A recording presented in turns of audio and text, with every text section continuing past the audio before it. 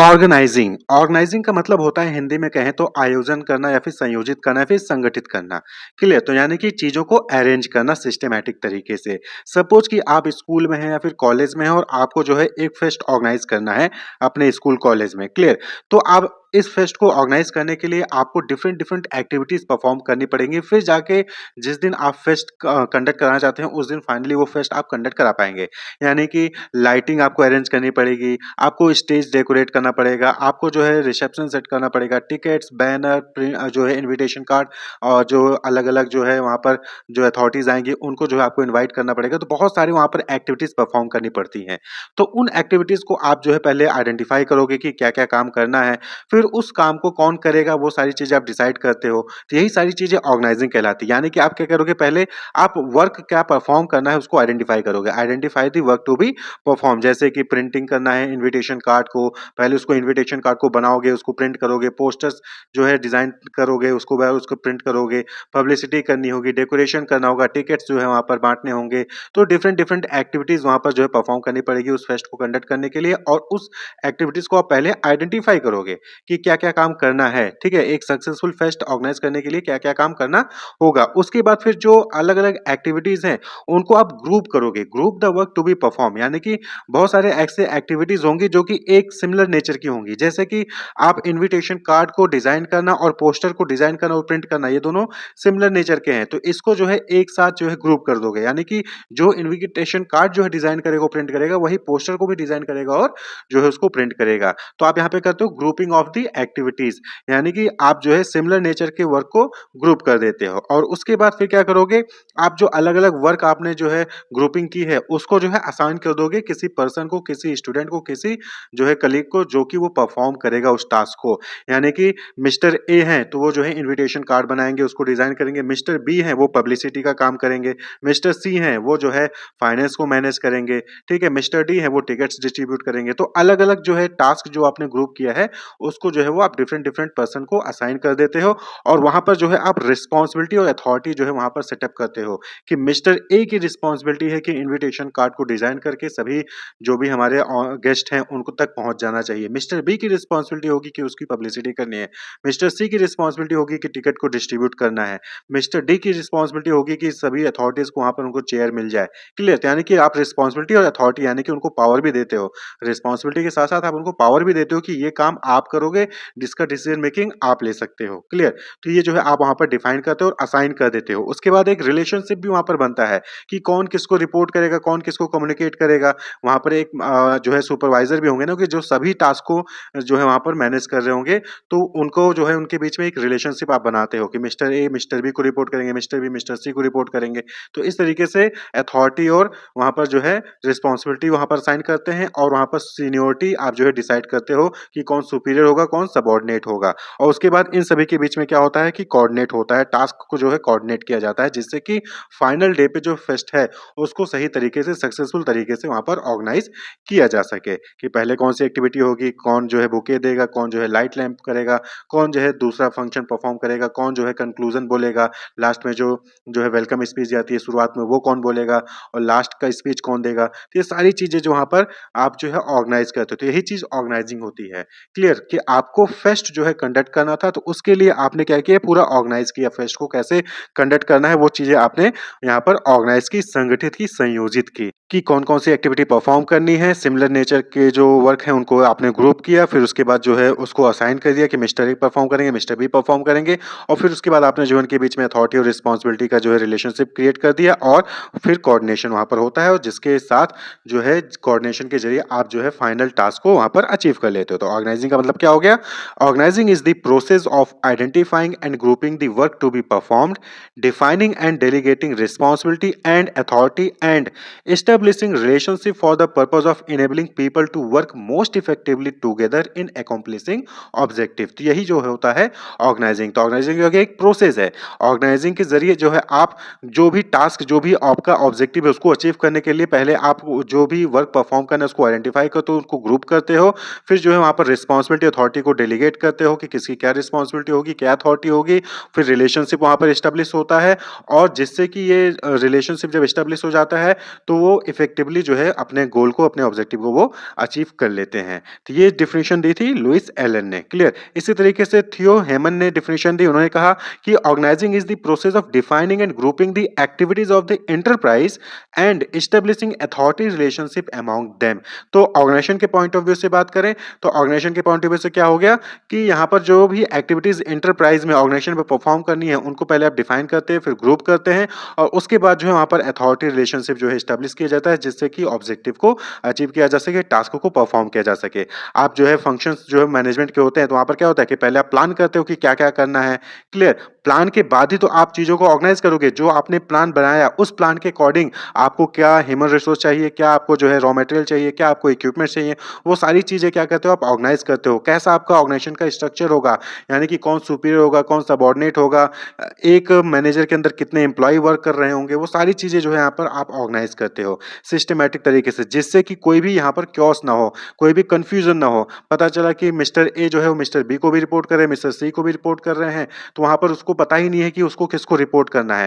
तो ये सारी चीज़ें वर्किंग में कंफ्यूजन ना हो इसके लिए जो है ऑर्गेनाइजिंग एक्टिविटी परफॉर्म की जाती है मैनेजर द्वारा। तो ऑर्गेनाइजेशन क्या हो गया? Organisation refers to the structure या फिर जिसको फर्म कहते हैं which results from organising function of management, यानी कि जब आप चीज़ों को ऑर्गेनाइज करते हो, रोल रिस्पॉन्सिबिलिटीज डिफाइन करते हो, फॉर्मल रिलेशनशिप डेवलप करते हो कि कौन मैनेजर, कौन एग्जीक्यूटिव डायरेक्टर, कौन सबऑर्डिनेट होगा, तो वहाँ पे एक स्ट्रक्चर बन जाता है और उसी स्ट्रक्चर को ऑर्गेनाइजेशन कहते हैं। और इसी ऑर्गेनाइजेशन में जो एम्प्लॉयज़ है वो वर्कर्स जो है वो परफॉर्म करते हैं, अपना रोल और रिस्पॉन्सिबिलिटीज़ को परफॉर्म करते हैं और कॉमन या फिर जो ऑर्गेनाइजेशन का गोल होता है उसको अचीव करते हैं। ऑर्गेनाइजेशन, अगर हम ऑर्गेनाइजेशन के पॉइंट ऑफ व्यू से बात करें तो in an organisation all activities are identified and grouped, यानी कि किसी भी ऑर्गेनाइजेशन में जो भी डिफरेंट एक्टिविटीज परफॉर्म करनी होती हैं उनको आइडेंटिफाई किया जाता है, उनको ग्रुप किया जा सकता है। जैसे कि आप अलग अलग जो है ऑर्गेनाइजेशन में देखेंगे तो वहाँ पर मार्केटिंग डिपार्टमेंट होता है, प्रोडक्शन डिपार्टमेंट होता है, फाइनेंस डिपार्टमेंट होता है, एचआर डिपार्टमेंट होता है। तो ये क्या है, सिमिलर नेचर की एक्टिविटीज को वहाँ पर ग्रुपिंग कर दी गई है। जैसे मार्केटिंग डिपार्टमेंट में सेल्स, एडवर्टाइजिंग, प्राइसिंग, प्रोडक्ट, ये सारे अलग अलग एक्टिविटीज परफॉर्म किए जाते हैं। तो सिमिलर नेचर के हैं, मार्केटिंग से रिलेटेड है, इसलिए मार्केटिंग डिपार्टमेंट के अंदर ये सारी एक्टिविटीज को वहाँ पर रख दिया गया है। अब इन एक्टिविटीज को परफॉर्म करने के लिए डिफरेंट डिफरेंट एम्प्लॉय को जो वहाँ पर रिक्रूट किया जाता है। After that each department is filled with employees having necessary skills. तो नॉलेज, स्किल्स जो भी रिक्वायरमेंट होती है उस एक्टिविटी को परफॉर्म करने के लिए, वो अगर एम्प्लॉय के पास है तो उन एम्प्लॉय को जो है उस टास्क को असाइन कर दिया जाता है, उनको रिस्पॉन्सिबिलिटी दे दी जाती है और उसके साथ साथ उनको अथॉरिटी दी जाती है और वो फिर कोऑर्डिनेट करके अपनी एक्टिविटीज को परफॉर्म करते हैं। And a working relationship is created between them, जैसे कि manager, supervisor, superior and subordinate, कितने नंबर ऑफ एम्प्लॉयज जो है किसी मैनेजर के अंदर काम करेंगे, तो ये सारी चीजें वहां पर जो है डिसाइड की जाती हैं, जिससे कि सही तरीके से, इफेक्टिव तरीके से जो है वर्कर्स अपना काम परफॉर्म कर सकें और ऑर्गेनाइजेशन के गोल को अचीव कर सकें। तो ऑर्गेनाइजिंग क्या हो गया? Organising is nothing, it is the process of identifying and grouping the work to be performed, defining and delegating responsibility and authority, and establishing relationship for the purpose of enabling people to work more effectively together in accomplishing objective. तो आप जो है, हम लोग भी अपने घर पे आए दिन जो है कोई ना कोई ऑर्गेनाइजिंग एक्टिविटी परफॉर्म कर रहे होते हैं।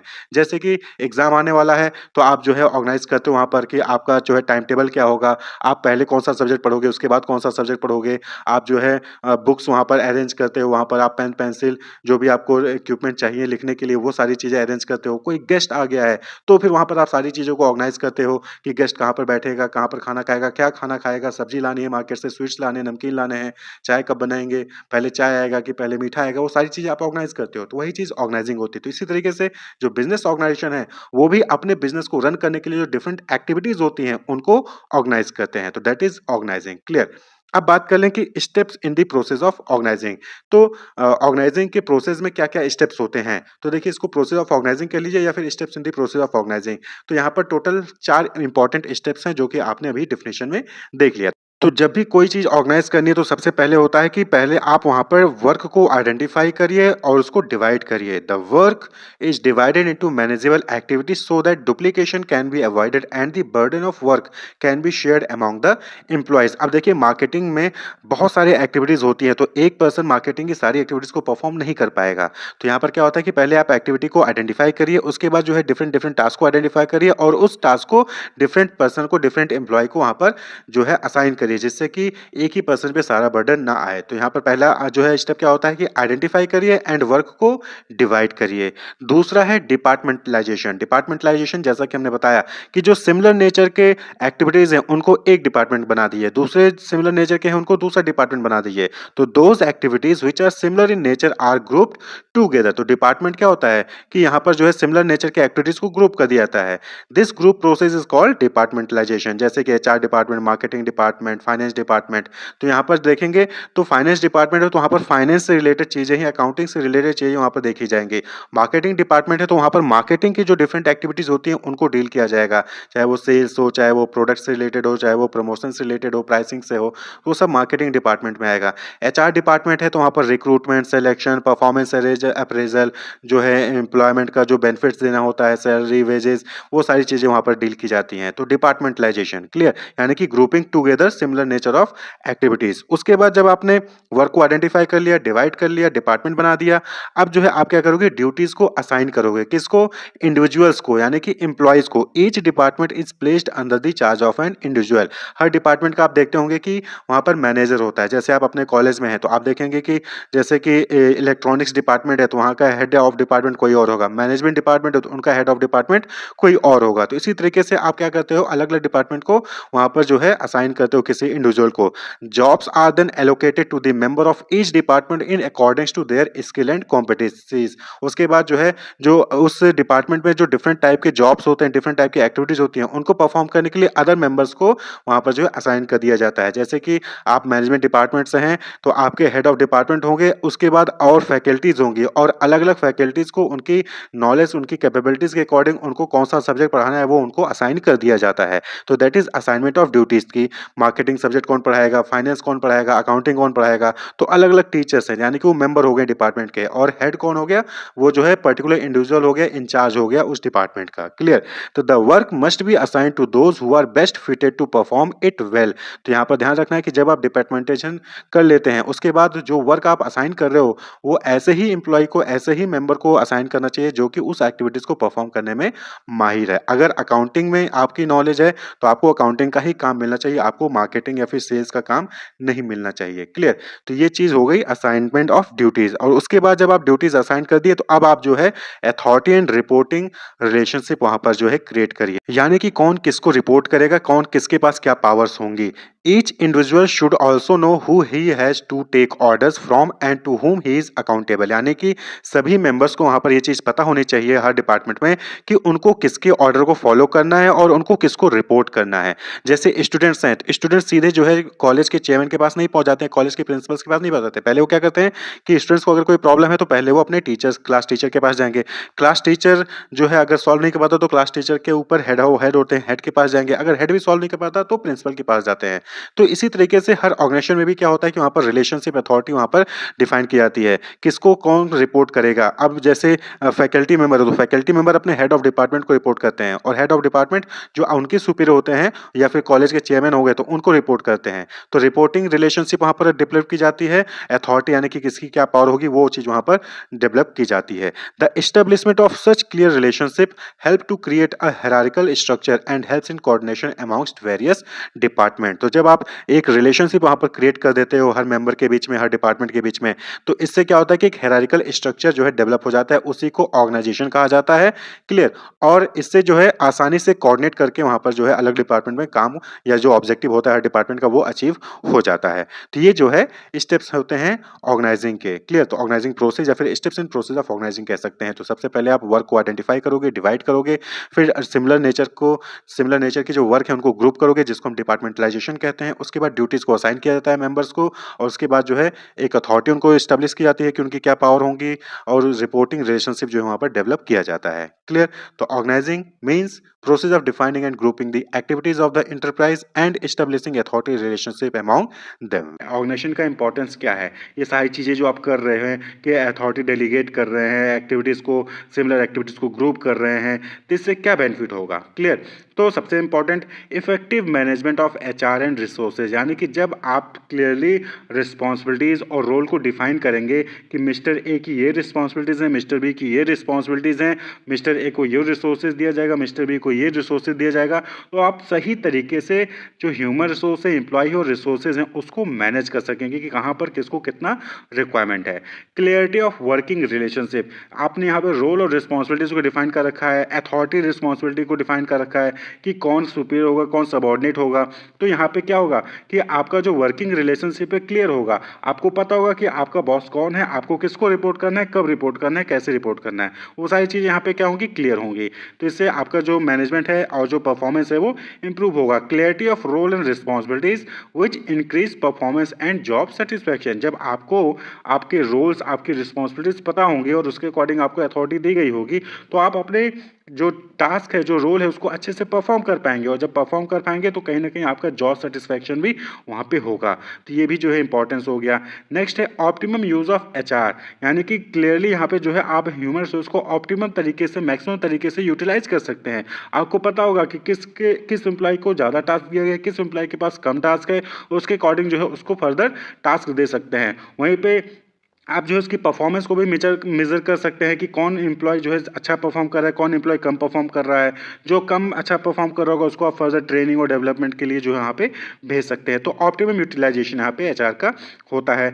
अवॉइड ओवरलैपिंग एंड डुप्लीकेशन, सबसे इंपॉर्टेंट चीज़ कि जब आप सारी चीज़ों को ऑर्गेनाइज करके रखेंगे ना, तो वहाँ पे आपका जो ओवरलैपिंग होता है, यानी एक ही एम्प्लॉय एचआर का भी देख रहा है, एक ही एम्प्लॉय मार्केटिंग का भी देख रहा है, ऐसा नहीं हो पाएगा। सिमिलर टास्क जो है एचआर में भी परफॉर्म किया जा रहा है, सिमिलर टास्क जो है मार्केटिंग डिपार्टमेंट में परफॉर्म किया जा रहा है, ये भी जो है अवॉइड हो जाएगा। तो डुप्लीकेशन या फिर ओवरलैपिंग जो होता है वर्क में, वो अवॉइड होगा, और जब ये अवॉइड होगा तो कहीं ना कहीं आपका जो टाइम है, जो टाइम मनी होता है, वो वेस्ट होने से बचेगा। क्लियर, तो ये इंपॉर्टेंस हो गया। इफेक्टिव कम्युनिकेशन एंड कोऑर्डिनेशन, और जब सारी चीज़ें मैनेज रहेंगी, सबको पता होगा कहाँ पे किसको किसको रिपोर्ट करना है, कौन सुपीरियर कौन सबऑर्डिनेट, तो आप सही तरीके से कम्युनिकेशन करेंगे और सही तरीके से कोऑर्डिनेशन करेंगे। कई बार ऐसा होता है कि आपको नहीं पता होता है कि आपको किसको रिपोर्ट करना है, तो आप किसी गलत पर्सन को रिपोर्ट कर देते हैं। आपको रिपोर्ट करना था मिस्टर एक्स को, आपने रिपोर्ट कर दिया मिस्टर वाई को। अब मिस्टर एक्स जो है उनके पास इंफॉर्मेशन नहीं पहुंची, क्योंकि उनको फर्दर उससे रिलेटेड डिसीजन लेना होगा, उनके पास इंफॉर्मेशन नहीं पहुंची, तो डिले हो जाता है। तो इफेक्टिव कोऑर्डिनेशन, इफेक्टिव कम्युनिकेशन जो है वहाँ पे नहीं हो पाता है अगर सही तरीके से ऑर्गेनाइजिंग नहीं हुआ है। तो ऑर्गेनाइजेशन का ये इंपॉर्टेंस है कि अगर आपने चीज़ों को ऑर्गेनाइज करके रखा है, किसको कहाँ पे रिपोर्ट करना है, तो सारी चीज़ें स्मूथली चलेंगी, जो फ्लो ऑफ कम्युनिकेशन है वो सही तरीके से होगा, तो इससे जो डिले होता है डिसीजन मेकिंग में, वो चीज़ नहीं होगी। तो ये कुछ इंपॉर्टेंस हो गए ऑर्गेनाइजेशन के। ऑर्गेनाइजेशन स्ट्रक्चर, स्ट्रक्चर मतलब होता है संरचना, यानी कि किस तरीके से डिफरेंट पार्ट जो है किसी भी चीज़ के, उसको ऑर्गेनाइज किया गया है। आप देखते होंगे कि बिल्डिंग्स या फिर घर देखते होंगे, तो अलग अलग घर अलग अलग डिज़ाइन के देखते हैं, अलग अलग स्ट्रक्चर के देखते हैं। क्यों? क्योंकि वहाँ पे जो उनका कंस्ट्रक्शन है, यानी कि उनके जो पार्ट्स हैं, ईंट है, पत्थर हैं, डिज़ाइन है, वो अलग अलग तरीके से अरेंज की गई है, इसलिए अलग अलग घर के अलग अलग जो है लुक आता है, अलग अलग स्ट्रक्चर होता है। तो उसी तरीके से ऑर्गेनाइजेशन में क्या होता है कि बहुत सारे अलग अलग फंक्शंस होते हैं, अलग अलग एक्टिविटीज़ परफॉर्म करनी होती हैं ऑर्गेनाइजेशन के गोल को अचीव करने के लिए। तो जब आप ऑर्गेनाइजेशन के गोल को अचीव करने के लिए जो ह्यूमन रिसोर्सेज हैं, अलग अलग एक्टिविटी को परफॉर्म करने के लिए जो ह्यूमन रिसोर्सेज हैं, उनको अरेंज करते हैं सिस्टमेटिक तरीके से, तो उसी को हम कहते हैं ऑर्गेनाइजेशन स्ट्रक्चर। तो एक स्ट्रक्चर डेवलप होता है ना कि कौन किसका सुपीरियर है, कौन किसका सबऑर्डिनेट है, किसकी क्या रोल्स है, किसकी क्या रिस्पॉन्सिबिलिटीज़ है, किसकी क्या अथॉरिटीज़ है, किसकी क्या अकाउंटेबिलिटी है, ये सारी चीज़ें जो है वहाँ पर एक जो है अरेंजमेंट करने पर एक स्ट्रक्चर डेवलप हो जाता है। तो उसी को ऑर्गेनाइजेशन स्ट्रक्चर कहते हैं। तो ऑर्गेनाइजेशन स्ट्रक्चर क्या हो गया? Is the systematic arrangement of human resources in an organisation so as to achieve common business objective. तो जो कॉमन बिजनेस ऑब्जेक्टिव होता है किसी भी बिजनेस ऑर्गेनाइजेशन का, उसको अचीव करने के लिए जो डिफरेंट फंक्शंस एक्टिविटीज़ परफॉर्म करने के लिए आपको ह्यूमन रिसोर्स चाहिए होते हैं, उनको अरेंज करना सही तरीके से, सुपीरियर और जो है सबऑर्डिनेट के रूप में जो है अरेंज करना, उनकी अकाउंटेबिलिटी, उनके रोल रिस्पॉन्सिबिलिटीज़ के अकॉर्डिंग उनको अरेंज करना ही क्या कहलाता है? ऑर्गेनाइजेशन स्ट्रक्चर कहलाता है।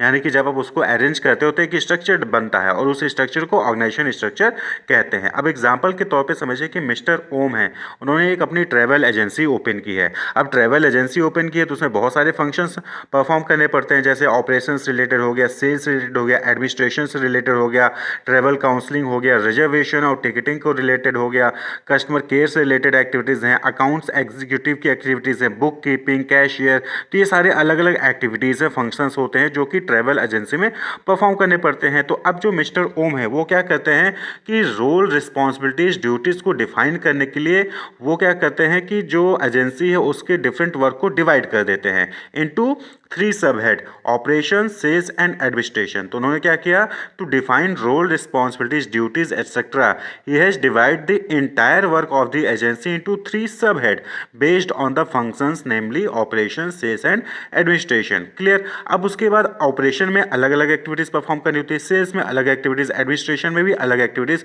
परफॉर्म करनी होती हैं और उसके लिए अलग अलग आपको जो है ह्यूमन रिसोर्स की रिक्वायरमेंट पड़ती है। ऑपरेशंस हो गया तो operations include travel counselling, reservation, ticketing, customer care, तो ये अलग अलग एक्टिविटीज़ होगी जो कि ऑपरेशन के अंदर आती हैं। इसी तरीके से सेल्स में अकाउंट एग्जीक्यूटिव हो गया जो कि सेल्स लीड लेकर आता है, वो जो है अलग अलग टारगेट्स को अचीव करता है। इसी तरीके से एडमिनिस्ट्रेशन में बुक कीपिंग हो गया, कैशियर हो गया, यूटिलिटी पर्सनल हो गया जो कि अलग अलग सेफ्टी सिक्योरिटी का ध्यान रखते हैं। तो अलग अलग एक्टिविटीज़ है और इन फंक्शंस को परफॉर्म करने के लिए आपको ह्यूमन रिसोर्स की रिक्वायरमेंट पड़ती है और उसके लिए आपको जो है सभी ह्यूमन रिसोर्स की रोल, रिस्पॉन्सिबिलिटीज़ आपको बतानी पड़ेगी कि मिस्टर ए है वो ऑपरेशन का काम देखेंगे, मिस्टर बी है वो रिजर्वेशन टिकटिंग का काम देखेंगे, मिस्टर सी है वो बुक कीपिंग का काम देखेंगे। तो आप फंक्शंस के अकॉर्डिंग क्या करते हो, आप जो ऑर्गेनाइजेशन में ह्यूमन रिसोर्स है उसको अरेंज करते हो, तो फिर आपके सामने एक स्ट्रक्चर डेवलप हो जाता है और उसी को क्या कहते हैं, ऑर्गेनाइजेशन स्ट्रक्चर कहते हैं। This division of work on the basis of functions has result into an organisational structure specifying the line of authority and responsibility. और इसी से क्या होता है कि आपको पता चलता है कि किसकी क्या अथॉरिटी है, किसकी क्या रिस्पॉन्सिबिलिटीज है। तो रिजर्वेशन एंड टिकटिंग का जो एम्प्लॉय होगा उसका काम क्या होगा, रिजर्वेशन करना और टिकटिंग को ही देखना। अकाउंट्स एग्जीक्यूटिव का काम होगा सेल्स लीड को जनरेट करना, बुक कीपर का काम होगा बुक कीपिंग को करना, एडमिनिस्ट्रेशन का काम होगा वो एडमिनिस्ट्रेशन से रिलेटेड वर्क को देखना। तो इससे क्या होता है कि जब आप चीज़ों को अरेंज करते हो सिस्टमेटिक तरीके से तो एक स्ट्रक्चर डेवलप होता है और उसी को ऑर्गेनाइजेशनल स्ट्रक्चर कहा जाता है। क्लियर। तो आप यहाँ पे क्या हुआ, आपने देखा कि इसमें जो मिस्टर ओम है उन्होंने एक ट्रैवल एजेंसी खोली, उन्होंने क्या किया कि 3 सब हेड में अपने जो एजेंसी के फंक्शन होते हैं उसको डिवाइड कर दिया, ऑपरेशन, सेल्स और एडमिनिस्ट्रेशन। अब जो है ऑपरेशंस में travel counsellor, reservation, ticketing, customer care, इसी के फंक्शंस परफॉर्म किए जाते हैं। सेल्स में अकाउंट्स एग्जीक्यूटिव हो गया और एडमिनिस्ट्रेशन में book keeping, cashier, utility personal, इनसे रिलेटेड फंक्शंस परफॉर्म किए जाते हैं। तो अब आप यहाँ पे देखिए ये क्या है, एक अरेंजमेंट कर दिया गया, सिस्टमैटिक अरेंजमेंट कर दिया गया, अथॉरिटी रिस्पॉन्सिबिलिटी का रिलेशनशिप यहाँ पे डेवलप कर दिया गया, सुपीरियर और सबऑर्डिनेट का रिलेशनशिप यहाँ पे डेवलप कर दिया गया। तो आपके सामने क्या गया, एक स्ट्रक्चर यहाँ पे आपके सामने दिखने लगा। तो इसी को ऑर्गेनाइजेशन स्ट्रक्चर कहते हैं और जो ये चार्ट के रूप में हमने यहाँ पे स्ट्रक्चर को दिखाया है इसी को ऑर्गेनाइजेशन चार्ट कहते हैं।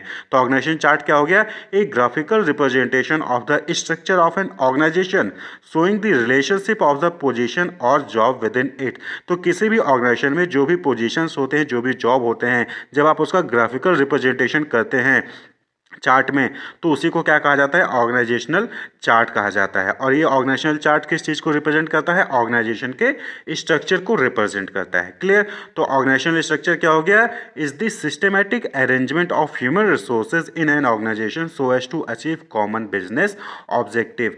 तो सिस्टमैटिक अरेंजमेंट ह्यूमन रिसोर्सेज का किसी भी ऑर्गेनाइजेशन में अथॉरिटी और रिस्पॉन्सिबिलिटी के रिलेशनशिप, सुपीरियर और सबऑर्डिनेट का रिलेशनशिप को जब आप अरेंज करते हैं सिस्टमैटिक तरीके से तो एक स्ट्रक्चर डेवलप होता है और उसी को ऑर्गेनाइजेशन स्ट्रक्चर कहा जाता है कि किसी भी ऑर्गेनाइजेशन में क्या जॉब्स हैं, क्या फंक्शंस हैं, उसके अकॉर्डिंग कैसे आपने चीज़ों को अरेंज किया है।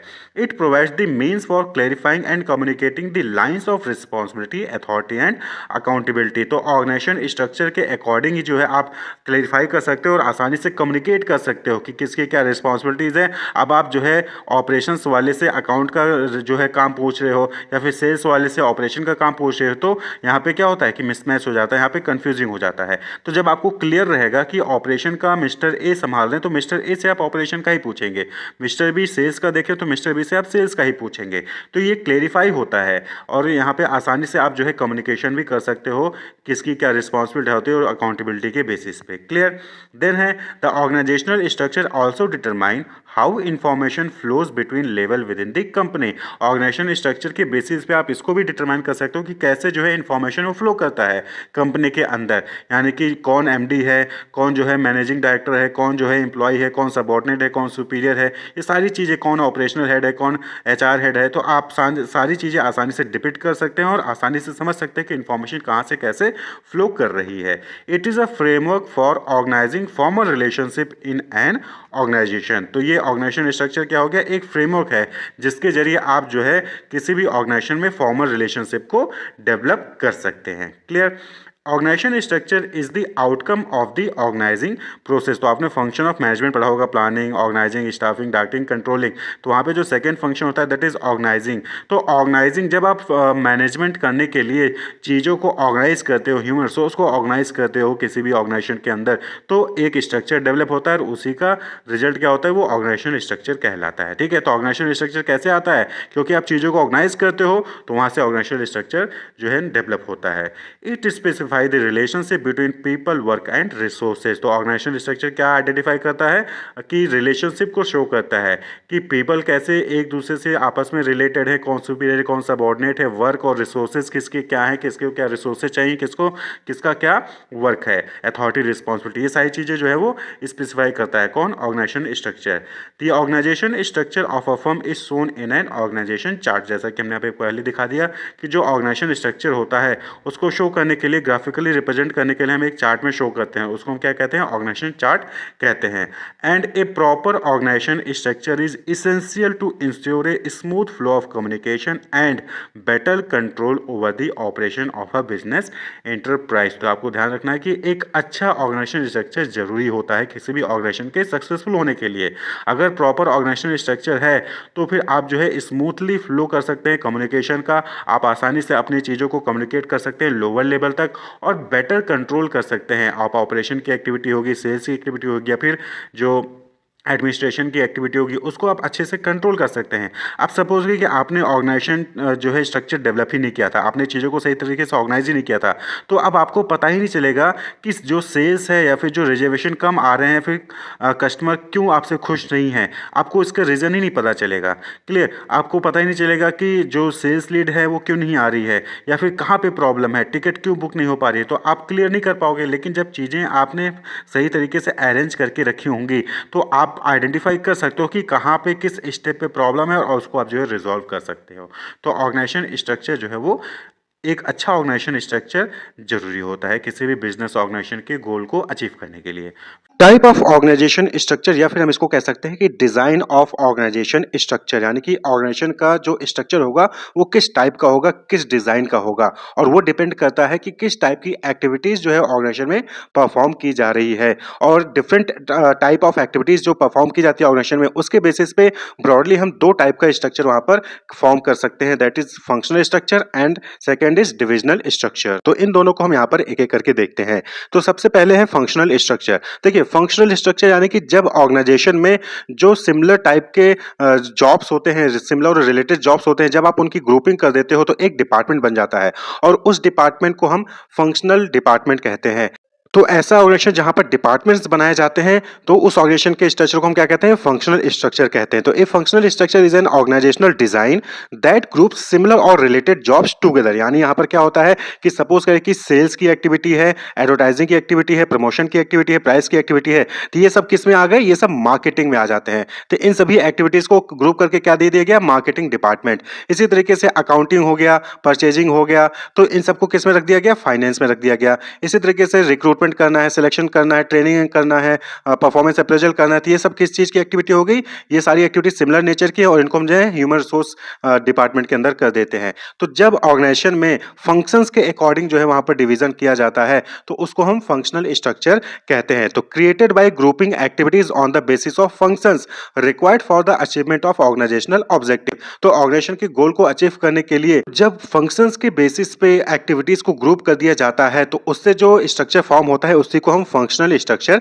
कहते हैं। तो all departments report to a coordinating head, और जो सभी डिपार्टमेंट होते हैं वो जो है एक कोऑर्डिनेटिंग हेड को रिपोर्ट करेंगे, यानी कि सबसे ऊपर एक बॉस होगा और फिर बॉस के नीचे जो है अलग-अलग डिपार्टमेंट के हेड होंगे और हर डिपार्टमेंट में फिर जो है जो स्पेसिफिक एक्टिविटीज़ है उनको परफॉर्म करने के लिए एम्प्लॉइज़ होते हैं। जैसा कि आप यहाँ पर एक फिगर में देख सकते हैं कि मैनेजिंग डायरेक्टर है और वो जो है अलग-अलग डिपार्टमेंट को कोऑर्डिनेट करता है। Human resource department, marketing department, research and development department, purchasing department, तो अलग-अलग डिपार्टमेंट हो गए on the basis of activities performed. तो अलग-अलग एक्टिविटीज़ को ग्रुप करके डिपार्टमेंट बना दिया गया, ठीक है? ट्रेनिंग है, सिलेक्शन है, परफॉर्मेंस अप्रेजल है, वेजेस, सैलरी है, तो उसके लिए ह्यूमन रिसोर्स हो गया। सेल्स है, प्राइसिंग है, प्रोडक्ट है, प्रमोशन है, उसके लिए मार्केटिंग डिपार्टमेंट हो गया। रिसर्च एंड डेवलपमेंट के लिए जो कि रिसर्च कंडक्ट करेगा, और वहीं पर परचेजिंग डिपार्टमेंट अलग हो गया। इसी तरीके से मैन्युफैक्चरिंग डिपार्टमेंट होता है, क्लियर? फाइनेंस डिपार्टमेंट होता है। तो अलग-अलग डिपार्टमेंट वहाँ पर क्रिएट किए जाते हैं on the basis of functions, और उस स्ट्रक्चर को हम फंक्शनल स्ट्रक्चर कहते हैं। तो इस तरीके से जो है ऑर्गेनाइजेशन अपने यहाँ पर डिफरेंट एक्टिविटीज़ को अरेंज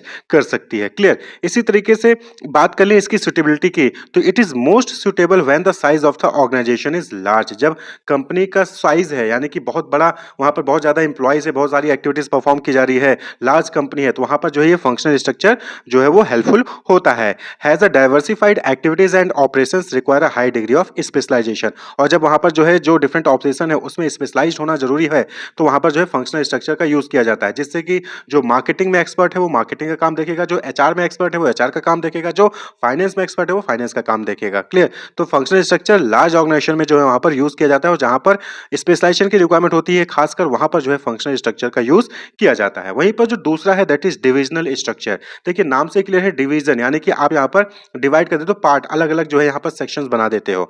जैसे कि सपोज करिए कि कोई एक कंपनी है, वो 4 टाइप के प्रोडक्ट बनाती है, क्लियर? वो कॉस्मेटिक्स से रिलेटेड प्रोडक्ट बना रही है, वो मेडिसिन से रिलेटेड प्रोडक्ट बना रही है, वो गारमेंट्स में भी डील करी और वो फुटवियर भी बना रही है। तो इस केस में क्या करेगा, जो डिविजनल स्ट्रक्चर होगा उसमें क्या होगा कि अलग-अलग प्रोडक्ट के हिसाब से जो है वहाँ पर डिवीजन क्रिएट कर दिया जाएंगे। हर प्रोडक्ट के लिए डिविजनल हेड होगा और उसके अंदर जो है डिफरेंट फंक्शंस परफॉर्म किए जाएंगे। तो structure in which activities are grouped on the basis of product और जियोग्राफिकल टेरिटरीज, यानी कि किसी कंट्री, कोई ऑर्गेनाइजेशन है उसका कंट्री में जो है अलग-अलग रीजन में जो है उसका वहाँ पर ऑपरेशन चल रहा है, मैन्युफैक्चरिंग एक्टिविटी परफॉर्म की जा रही है, तो वो क्या करेगा कि साउथ के लिए अलग डिवीजन क्रिएट कर देगा, नॉर्थ के लिए अलग डिवीजन क्रिएट कर देगा, ईस्ट के लिए अलग डिवीजन क्रिएट कर देगा। तो ये डिविजनल स्ट्रक्चर हो जाता है। तो जहाँ पर प्रोडक्ट के हिसाब से या फिर जियोग्राफिकल टेरिटरीज के एरिया के हिसाब से आप जो है जब वहाँ पर आप जो है डिवीजन क्रिएट कर देते हो, तो वही चीज डिविजनल स्ट्रक्चर कहलाता है। The organisation structure comprise of separate business unit और डिविजन्स, यानी कि प्रोडक्ट जो है कॉस्मेटिक्स से अगर कोई प्रॉब्लम आती है तो कॉस्मेटिक डिवीजन देखेगा, फुटवेयर से रिलेटेड कोई डिसीजन मेकिंग करना है तो फुटवेयर जो है डिवीजन देखेगा। तो डिविजनल स्ट्रक्चर, और यहाँ पर जो हर डिवीजन होगा वहाँ पर एक डिविजनल मैनेजर भी अपॉइंट किया जाता है। जैसे कि आपने भी फंक्शनल में देखा कि वहाँ पर क्या होता है कि जो मैनेजिंग डायरेक्टर होता है फिर वो हर फंक्शनल हेड को जो है वहाँ पर कोऑर्डिनेट करता है। यहाँ पर इसी तरीके से हर डिवीजन के लिए एक डिविजनल मैनेजर अपॉइंट कर दिया जाए, जो कि उस डिवीजन के लिए उसकी परफॉर्मेंस को वो मॉनिटर करेगा, उसकी परफॉर्मेंस के लिए रिस्पॉन्सिबल होगा और उसके पास उसको कंट्रोल करने के लिए अथॉरिटी भी होगी। यानी कि जो फुटवेयर का डिविजनल मैनेजर होगा उसको जो है कॉस्मेटिक के डिविजनल मैनेजर से कोई लेना देना नहीं है। कॉस्मेटिक की performance cosmetic divisional manager handle करेगा, फुटवेयर की परफॉर्मेंस की रिस्पॉन्सिबिलिटी फुटवेयर के डिविजनल मैनेजर की होगी। तो अलग-अलग डिविजनल मैनेजर होंगे, अलग-अलग प्रोडक्ट वाइज, जियोग्राफिकल वाइज वहाँ पर डिविजनल मैनेजर्स होते हैं, जो कि वो अपने-अपने डिवीजन के लिए रिस्पॉन्सिबल होते हैं, उसकी परफॉर्मेंस के लिए रिस्पॉन्सिबल होते हैं और उनको उसके अकॉर्डिंग अथॉरिटी दी जाती है। कॉस्मेटिक का डिविजनल मैनेजर फुटवेयर के डिविजनल मैनेजर के पास जाके कोई भी वहाँ पर रिस्ट्रिक्ट नहीं कर सकता है, फिर उनको जो है वहाँ पर इंटरफेयर नहीं कर सकता है। क्लियर? तो हर डिवीजन में हर डिविजनल मैनेजर अपॉइंट कर दिया जाता है और उसके बाद हर डिवीजन में फंक्शनल स्ट्रक्चर को भी जो है वहाँ पर अडॉप्ट किया जाता है। क्लियर? डिविजनल स्ट्रक्चर कहाँ पे सुटेबल होता है? For those business enterprises where a large variety of product are manufactured using different productive resources. तो जब लार्ज नंबर ऑफ प्रोडक्ट आप जो है डील कर रहे होते हो, तो प्रोडक्ट के अकॉर्डिंग आप अलग-अलग डिवीजन बना देते हो, फिर हर डिवीजन में जो है वहाँ पर फंक्शनल स्ट्रक्चर को आप अडॉप्ट करते हो। जैसे कि आप फिगर में देख सकते हैं कि यहाँ पर क्या है, मैनेजिंग डायरेक्टर है जो कि अलग-अलग डिवीजन को कोऑर्डिनेट करता है, कॉस्मेटिक, मेडिसिन, गारमेंट, फुटवियर। फिर उसके बाद कॉस्मेटिक के अंदर देखेंगे तो वहां पर फंक्शनल स्ट्रक्चर आपको देखने को मिल जाएगा। क्लियर? फंक्शनल स्ट्रक्चर यानी कि वहां पर जो है फंक्शंस के अकॉर्डिंग जो वहां पर डिवाइड कर दिया गया, प्रोडक्शन, परचेज, मार्केटिंग, फाइनेंस, इस तरीके से। तो हर जो है डिवीजन के अलग-अलग फंक्शनल स्ट्रक्चर है। कॉस्मेटिक का अपना फंक्शनल स्ट्रक्चर है, मेडिसिन का अपना फंक्शनल स्ट्रक्चर है, गारमेंट का अपना फंक्शनल स्ट्रक्चर है, फुटवियर का अपना फंक्शनल स्ट्रक्चर है। क्लियर? तो फुटवियर का जो प्रोडक्शन डिपार्टमेंट होगा वो गारमेंट के या फिर मेडिसिन या फिर कॉस्मेटिक के प्रोडक्शन डिपार्टमेंट के लिए जिम्मेदार नहीं होगा, उसकी उसकी रिस्पॉन्सिबिलिटी रिस्पॉन्सिबिलिटी नहीं होगी, उसकी रिस्पॉन्सिबिलिटी सिर्फ फुटवियर के लिए है। क्लियर? तो ये चीज डिविजनल स्ट्रक्चर कहलाती है। तो अपने अपने डिवीजन के लिए लोग यहाँ पर रिस्पॉन्सिबल होते हैं। इसी तरीके से अगर जियोग्राफिकल एरिया की बेसिस पे बात करें तो यहाँ पे आप देख सकते हैं कि जो है ऑनर होता है यानी प्रेसिडेंट होता है, फिर जो जनरल मैनेजर हो गया, क्लियर, या फिर मैनेजिंग डायरेक्टर होता है। फिर उसके बाद वो रीजन 1 नॉर्थ रीजन के लिए अलग डिवीजन क्रिएट कर दिया और साउथ रीजन के लिए अलग डिवीजन क्रिएट कर दिया। फिर नॉर्थ रीजन में उनका खुद का फंक्शनल स्ट्रक्चर होगा, यानी कि उनका खुद का अपना मार्केटिंग ऑपरेशन और फाइनेंस की टीम होगी। वहीं पर साउथ रीजन के लिए है तो उनका अपना मार्केटिंग ऑपरेशन फाइनेंस की टीम होगी। तो साउथ रीजन की मार्केटिंग की टीम साउथ रीजन की परफॉर्मेंस के लिए वहां पर जो रिस्पॉन्सिबल होगी, और नॉर्थ रीजन की मार्केटिंग टीम नॉर्थ रीजन के लिए वहां पर रिस्पॉन्सिबल होगी। क्लियर? तो डिवीजन के बाद वहां पर फंक्शनल स्ट्रक्चर को यहाँ पर अडॉप्ट किया जाता है। तो ऑर्गेनाइजेशनल स्ट्रक्चर इस तरीके से, इन दो तरीके से जो है वहां पर क्रिएट किया जा सकता है। फंक्शनल के बेसिस पे आप वहां पर ऑर्गेनाइजेशनल स्ट्रक्चर क्रिएट कर सकते हो, या फिर आप डिविजन्स यानी अलग अलग प्रोडक्ट के बेसिस पे जो है, या फिर जियोग्राफिकल रीजन के अकॉर्डिंग जो है वहां पर आप डिविजन्स क्रिएट कर सकते हो, ऑर्गेनाइजेशनल स्ट्रक्चर को क्रिएट कर सकते हो। ऑर्गेनाइजेशन के गोल ऑब्जेक्टिव को अचीव करने के लिए डिफरेंट एम्प्लॉय किसी भी ऑर्गेनाइजेशन में एक साथ मिलकर काम कर रहे होते हैं। तो वो जो एम्प्लॉयज होते हैं उनके बीच में जो है दो टाइप की ग्रुपिंग आपको देखने को मिलेगी। एक तो वो ग्रुपिंग होगी जो कि जो मैनेजर्स होते हैं, जो मैनेजमेंट होते हैं, वो क्रिएट करते हैं कि कौन किसका बॉस होगा, कौन किसका सुपीरियर होगा, कौन किसका सबऑर्डिनेट होगा, कौन किसकी क्या रिस्पॉन्सिबिलिटीज होगी, क्या जॉब डिस्क्रिप्शन होगा, रूल रेगुलेशन, उसके अकॉर्डिंग जो है वहां पर ग्रुपिंग होती है। और वहीं पर एक ग्रुपिंग होती है जो कि एम्प्लॉयज अपने आप फॉर्म कर लेते हैं, अपने लाइक अपने डिसलाइक के बेसिस पे, अपने इंटरेस्ट के बेसिस पे।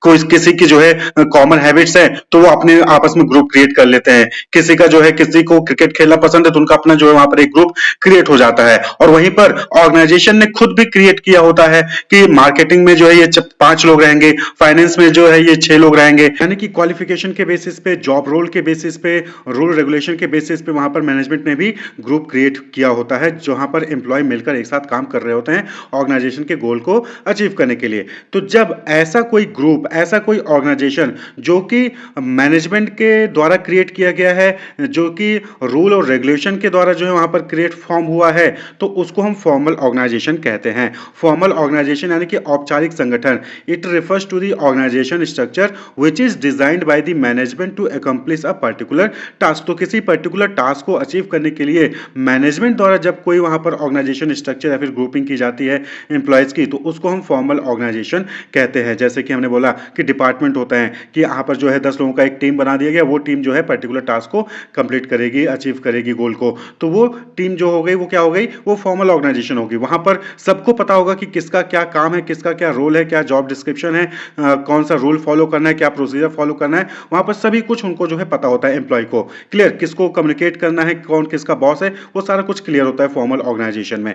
It specifies clearly the boundaries of authority and responsibility and there is a systematic coordination among the various activities to achieve organisational goal. तो यहां पर क्या होता है, फॉर्मल ऑर्गेनाइजेशन में सभी को अपनी बाउंड्रीज पता है, सभी को अपनी लिमिटेशंस पता है, सभी को अपनी अथॉरिटी और रिस्पॉन्सिबिलिटी वहां पर पता है, और सब एक साथ मिलकर कोऑर्डिनेट करते हैं और ऑर्गेनाइजेशन के गोल को अचीव करते हैं। The structure in a formal organisation can be functional और डिविजनल। तो फॉर्मल ऑर्गेनाइजेशन में जो स्ट्रक्चर है वो फंक्शनल भी हो सकता है और डिविजनल भी हो सकता है। आप देखिए पुलिस में देखिए, या फिर डिफेंस में देखिए, आर्मी में देखिए, तो वहां पर क्या है, सभी को जो है वहां पर पता होता है कि कौन किसका बॉस है, किसको फॉलो करना है, किसको नहीं फॉलो करना है, किसके ऑर्डर को फॉलो करना है, किससे कम्युनिकेट करना है, वो सारा कुछ वहां पर पता है। क्या रूल है, क्या प्रोसीजर है, कितने बजे आना है, कितने बजे जाना है, ड्यूटी कैसे ज्वाइन करनी है, वो सारा कुछ उनको जो वहां पर फॉर्मली पता होता है, रिटर्न में फॉर्म में होता है। वो लोग उस रूल के अगेंस्ट नहीं जा सकते हैं, उस रूल को फॉलो करते हैं जो भी डिफेंस का रूल होता है। तो ये फॉर्मल ऑर्गेनाइजेशन हो गया। क्लियर? अब फॉर्मल ऑर्गेनाइजेशन में जो स्ट्रक्चर है वो फंक्शनल, डिविजनल, दोनों में से कोई सा भी स्ट्रक्चर वहां पर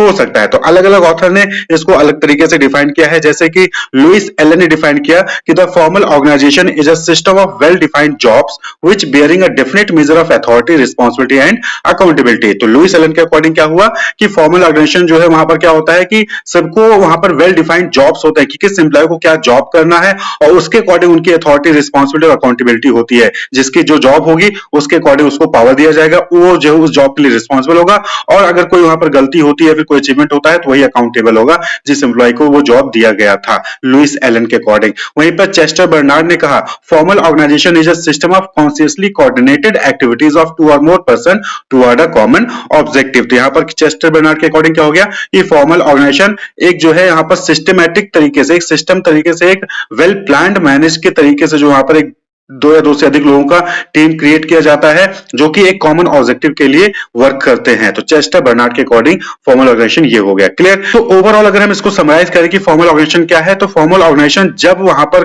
दो या दो से अधिक लोग मिलकर एक साथ काम करते हैं और उनको सबको पता होता है कि कौन किसका बॉस है, किसकी क्या अथॉरिटी, क्या पावर है, क्या रिस्पॉन्सिबिलिटी है, कौन किस चीज के लिए अकाउंटेबल है, तो उस ऑर्गेनाइजेशन को हम फॉर्मल ऑर्गेनाइजेशन कहते हैं। तो फीचर्स ऑफ फॉर्मल ऑर्गेनाइजेशन की बात करें, यानी कि क्या कैरेक्टरिस्टिक्स हैं, तो पहला, it specifies the relationship among various job position and the nature of their inter relationship। तो यहां पर फॉर्मल ऑर्गेनाइजेशन में यहां पर क्या होता है कि जो वेरियस जॉब पोजीशंस हैं, कि यहां पर सुपरवाइजर है, मैनेजर है, एचआर मैनेजर है, फाइनेंस मैनेजर है, मार्केटिंग मैनेजर है, तो सबको वहां पर जॉब पोजीशन के बारे में वहां पर पता होता है और सारे जॉब पोजीशन आपस में वहां पर इंटरलिंक्ड होते हैं। कौन किसका बॉस है, कौन किसका सुपीरियर है, किसको रिपोर्ट करना है, क्लियर, ये सारी चीजें वहां पर क्लेरिफाई होती हैं। This clarifies who has to report to whom।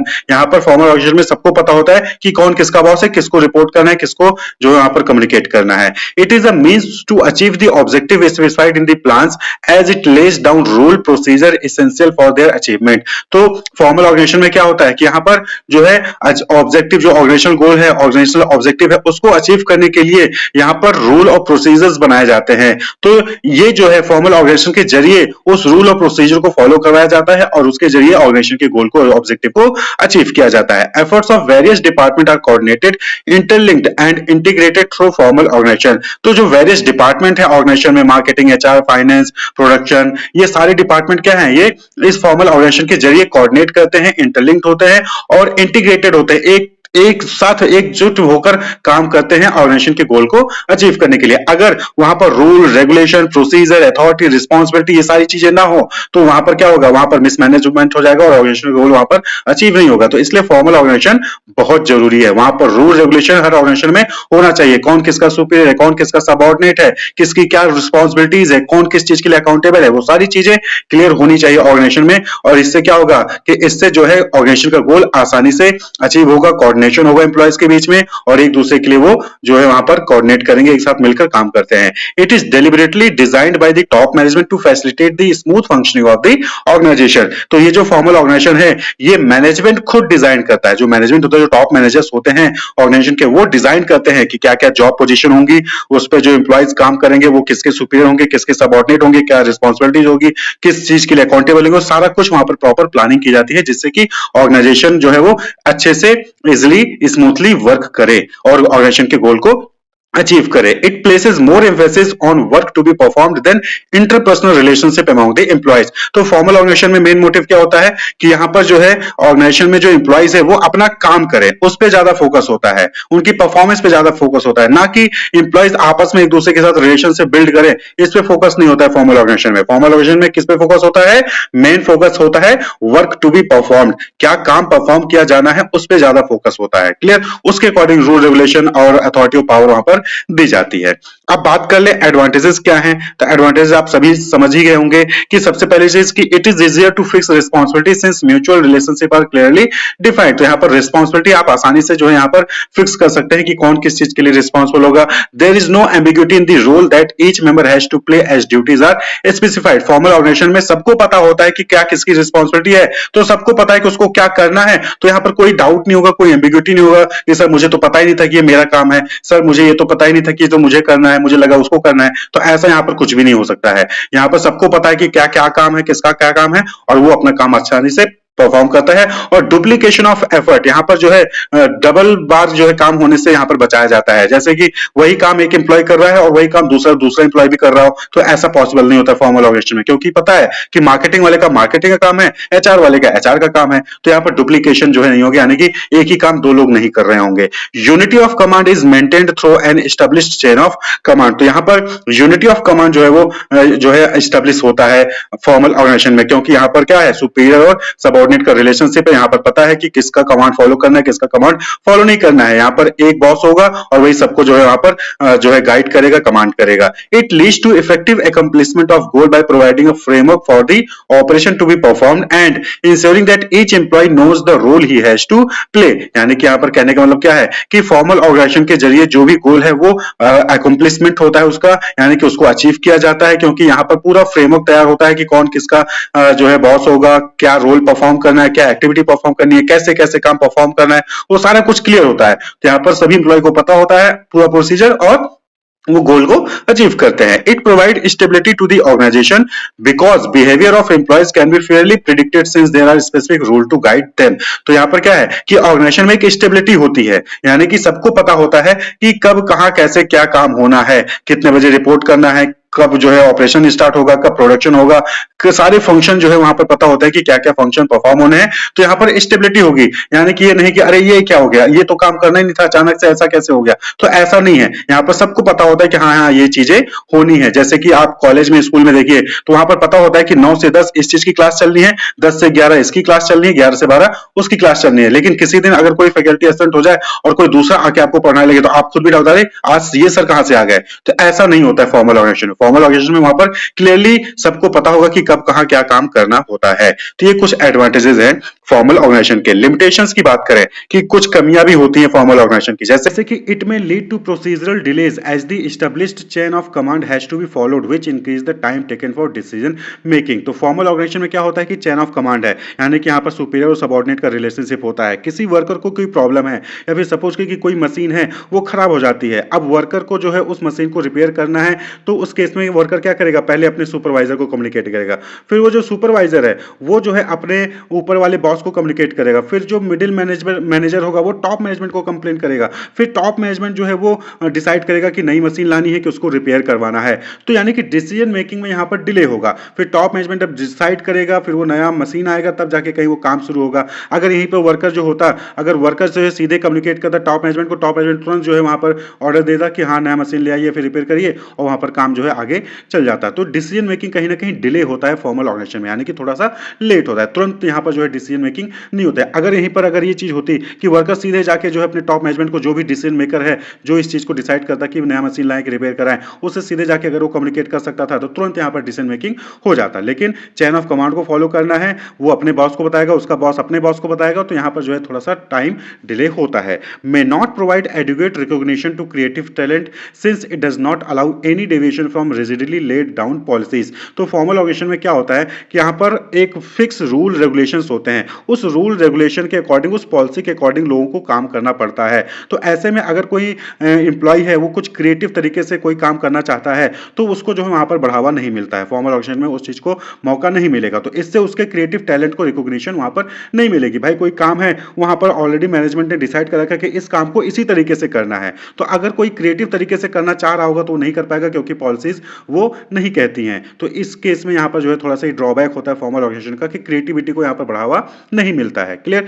Difficult to understand all human relationship in enterprise as it place more emphasis on structure and work. तो फॉर्मल ऑर्गेनाइजेशन में ह्यूमन रिलेशनशिप को कम समझा जा सकता है यहाँ पर, यानी कि ह्यूमन रिलेशनशिप को यहाँ पर थोड़ा सा नेग्लेक्ट किया जाता है। यहाँ पर मेन फोकस होता है स्ट्रक्चर और वर्क, किसका क्या रोल है, किसका क्या अथॉरिटी है, क्या रिस्पॉन्सिबिलिटी है, उस पर ज्यादा फोकस किया जाता है, किसका क्या काम है उस पर फोकस किया जाता है। ह्यूमन रिलेशनशिप के ऊपर इसमें फोकस नहीं होता है फॉर्मल ऑर्गेनाइजेशन में। क्लियर। तो इन शॉर्ट अगर फॉर्मल ऑर्गेनाइजेशन की बात करें तो यहाँ पर जो है रूल रेगुलेशन की वजह से ये जो है ऑर्गेनाइजेशन डेवलप होता है, ये ग्रुप डेवलप होता है। यहाँ पर रूल पॉलिसीज जो होती हैं उसकी वजह से ग्रुप डेवलप हो रहा है। यहाँ पर जो है डिफरेंट जो पोजीशन होती है मैनेजमेंट में उसकी वजह से यहाँ पर सुपीरियर और सबऑर्डिनेट का रिलेशनशिप फॉर्म होता है। यहाँ पर जो भी एम्प्लॉयज का बिहेवियर होता है वो रूल रेगुलेशन की वजह से फॉर्म होता है, जैसा रूल रेगुलेशन होगा वैसा एम्प्लॉय का बिहेवियर होगा। क्लियर। कम्युनिकेशन जो है वो प्रॉपर एक स्केलर चेन फॉर्म में जाता है, यानी चेन ऑफ कमांड होता है यहाँ पर, और जो लीडर होगा फॉर्मल ऑर्गेनाइजेशन का वो मैनेजर्स ही होते हैं यहाँ पर लीडर। क्लियर। कोई भी लीडर नहीं बन जाएगा, जो मैनेजर होगा जो बॉस होगा वही लीडर यहाँ पर जो है इस फॉर्मल ऑर्गेनाइजेशन का बनता है। क्लियर। अब बात कर ले इनफॉर्मल ऑर्गेनाइजेशन के कि इनफॉर्मल ऑर्गेनाइजेशन क्या होता है। तो देखिए जब भी कोई ऑर्गेनाइजेशन होता है जहां पर रूल रेगुलेशन के अकॉर्डिंग जो है वहां पर जो है डिपार्टमेंट्स बनाए गए हैं, तो अब अगर अपने आप डिपार्टमेंट में देखें तो एक डिपार्टमेंट का एम्प्लॉय दूसरे डिपार्टमेंट के एम्प्लॉय से कम्युनिकेट कर रहा होता है, यानी कि लंच में जैसे मिल गए तो लंच में एचआर डिपार्टमेंट का एम्प्लॉय और मार्केटिंग डिपार्टमेंट का एम्प्लॉय दोनों साथ में बैठकर जो है वहां पर लंच कर रहे होते हैं। संडे को या फिर किसी वीक डेज में जो है वहां पर ऑर्गेनाइजेशन में क्रिकेट मैच होता है, तो उस क्रिकेट मैच में जो है अलग अलग लोग, अलग अलग डिपार्टमेंट के लोग जो है वहां पर आपस में मैच खेल रहे हैं, तो वहां पर भी क्या हो जाता है कि एक ग्रुप अलग फॉर्म हो जाता है, यानी कि अपने इंटरेस्ट अपने चॉइसेस के बेसिस पे एम्प्लॉय जो है अपना एक खुद का ग्रुप वहां पर फॉर्म कर लेता है फॉर्मल ऑर्गेनाइजेशन के अंदर। तो उसी को हम क्या कहते हैं, इनफॉर्मल ऑर्गेनाइजेशन, यानी कि अनौपचारिक संगठन। यानी इस ऑर्गेनाइजेशन को जो है जो कंपनी है, जो एंटरप्राइज है उसने नहीं बनाया है, जो मैनेजमेंट है उसने नहीं बनाया, यहाँ पर एम्प्लॉय अपने चॉइस चॉइसेस अपने लाइक अपने डिसलाइक के बेसिस पे वो जो है ग्रुप फॉर्म कर लेते हैं, तो उसको हम इनफॉर्मल ऑर्गेनाइजेशन कहते हैं। तो employees in an organisation form a group on the basis of their interest, location, like and dislike. उसी को हम इनफॉर्मल ऑर्गेनाइजेशन कहते हैं। जैसे कि क्रिकेट मैच संडे को हो रहा है ऑर्गेनाइजेशन के अंदर, तो वहां पर जो है लोग अपनी अपनी टीम बना ली अपने लाइक अपने डिसलाइक के अकॉर्डिंग, ठीक है। कैफेटेरिया में कॉफी पर जो है अलग अलग डिपार्टमेंट के लोग मिल रहे हैं, अलग अलग लेवल के लोग मिल रहे हैं। वर्कर के साथ हो सकता है कि मिडिल मैनेजमेंट का जो मैनेजर है मिडिल लेवल का, वो बैठ के कॉफी पी रहा हो, तो उनके बीच में जो है वहां पर एक ग्रुपिंग बन जाती है अपने लाइक और डिसलाइक के बेसिस पे। कई बार होता है कि अलग अलग कंट्री में जो है वहां पर काम कर रहे हैं, इंडिया से ही 4 लोग हैं और 4 लोग अलग अलग लेवल पर किसी फॉरेन कंट्री में काम कर रहे हैं, तो चारों लोग अपनी इंडिया से हैं, इसलिए जो है वो अलग एक इनफॉर्मल ग्रुप वहां पर फॉर्म कर लेते हैं। चारों अलग हैं, एक वर्कर हो सकता है, दूसरा मिडिल लेवल का हो सकता है मैनेजर, तीसरा टॉप मैनेजर हो सकता है, लेकिन तीनों इंडिया से, इसलिए उन्होंने अपना एक अलग ग्रुप फॉर्म कर लिया है। तो इस तरीके से लोग अपने लाइक इंटरेस्ट डिसलाइक इसके बेसिस पे, हॉबीज के बेसिस पे एक अलग ही ग्रुप बना लेते हैं फॉर्मल ऑर्गेनाइजेशन के अंदर, तो उसी को हम इनफॉर्मल ऑर्गेनाइजेशन कहते हैं। जैसे कि आप अपने कॉलेज या स्कूल में देखिए, तो एक क्लास के अंदर रूल के अकॉर्डिंग क्या है कि एक क्लास है, उस क्लास के अंदर जो है जो भी बच्चे हैं वो आपस में वहां पर एक क्लासमेट कहलाएंगे। लेकिन जब क्लास ओवर होता है तो लंच में आप जो है अपनी क्लास के अलावा दूसरे क्लास के बच्चों से भी मिलते होंगे, तो अपनी लाइक डिसलाइक के बेसिस पे अलग दूसरे क्लास के बच्चों के साथ भी आपका ग्रुप फॉर्म हो जाता है, तो वो चीज इनफॉर्मल ग्रुप कहलाती है, फिर इनफॉर्मल ऑर्गेनाइजेशन वही चीज हो जाती है। तो it is a network of social relationship among employees. तो यह यहाँ पर क्या हो गया इनफॉर्मल ऑर्गेनाइजेशन में कि यहाँ पर जो है सोशल रिलेशनशिप डेवलपमेंट हो रहा है एम्प्लॉयज के बीच में, एम्प्लॉय के बीच में रूल रेगुलेशन के अकॉर्डिंग जब रिलेशनशिप होता है तो उसको फॉर्मल ऑर्गेनाइजेशन कहते हैं। और एम्प्लॉय के बीच में जब अपने कॉमन इंटरेस्ट, अपनी हॉबीज, अपने लाइक डिसलाइक के बेसिस पे जो वहां पर ग्रुप फॉर्म हो जाता है तो उसको हम क्या कहते हैं, that is informal organisation. Clear. Emerges from within the formal organisation when people interact beyond their officially defined rules. ये इनफॉर्मल ऑर्गेनाइजेशन कब आता है, ये फॉर्मल ऑर्गेनाइजेशन के अंदर ही, जब एम्प्लॉयज जो है अपने जो भी रोल रिस्पॉन्सिबिलिटीज हैं उसके अलावा जाकर जो दूसरों से बात करते हैं, दूसरों के साथ कम्युनिकेट करते हैं, तो वो इनफॉर्मल ऑर्गेनाइजेशन वहां पर फॉर्म हो जाता है। Informal organisation has no written rule, is fluid in form and scope and does not have fixed line of communication. तो इनफॉर्मल ऑर्गेनाइजेशन में क्या होता है कि यहाँ पर कोई फिक्स्ड रूल है नहीं, कोई रिटर्न रूल है नहीं, ये तो अपनी हॉबीज, अपनी लाइक डिसलाइक के बेसिस पे यहाँ पर डेवलपमेंट होता है। क्लियर। और यहाँ पर कोई फिक्स्ड लाइन ऑफ कम्युनिकेशन नहीं है, यानी कि 4 लोग ग्रुप में हैं तो ऐसा नहीं कि एक दूसरे को बताएगा दूसरा तीसरे को बताएगा, चारों एक दूसरे को कम्युनिकेट कर सकते हैं, कोई भी डायरेक्शन नहीं होता कम्युनिकेशन का यहाँ पर। क्लियर। तो कोई फॉर्मल चेन ऑफ कमांड नहीं होता है इनफॉर्मल ग्रुप में, कोई किसी को भी कम्युनिकेट कर सकता है, कोई रिटर्न रूल नहीं होता है कि किसको क्या करना है किसको क्या नहीं करना है। तो इसको भी जो है अलग अलग ऑथर्स ने डिफाइन किया, जैसे चेस्टर बर्नार्ड ने डिफाइन किया कि an informal organisation is an aggregate of interpersonal relationship without any conscious purpose but which may contribute to joint result. ये चेस्टर बर्नार्ड ने कहा, यानी कि इनफॉर्मल ऑर्गेनाइजेशन क्या हो गया, ये जो है इंटरपर्सनल रिलेशनशिप होता है between the employee without conscious purpose, यानी कि यहाँ पर किसी पर्पज की वजह से ग्रुपिंग नहीं बनती है, किसी पर्पज की वजह से ऑर्गेनाइजेशन नहीं बन रहा है, यहाँ पर जो है वो अपनी कॉमन इंटरेस्ट, हॉबीज, उसकी वजह से लोग जो है आपस में जो है वहां पर रिलेशनशिप डेवलप कर लेते हैं, ग्रुप बना लेते हैं, तो उसी को हम क्या कहते हैं, इनफॉर्मल ऑर्गेनाइजेशन कहते हैं। इसी तरीके से केथ डेविस ने जो है डिफाइन किया कि informal organisation is a network of personal and social relations not established और required by the formal organisation but arising spontaneously as people associate with one another. तो ये डिफिनेशन से आप और ज्यादा क्लियर कर सकते हैं कि इनफॉर्मल ऑर्गेनाइजेशन क्या है, ये नेटवर्क ऑफ पर्सनल और सोशल रिलेशंस है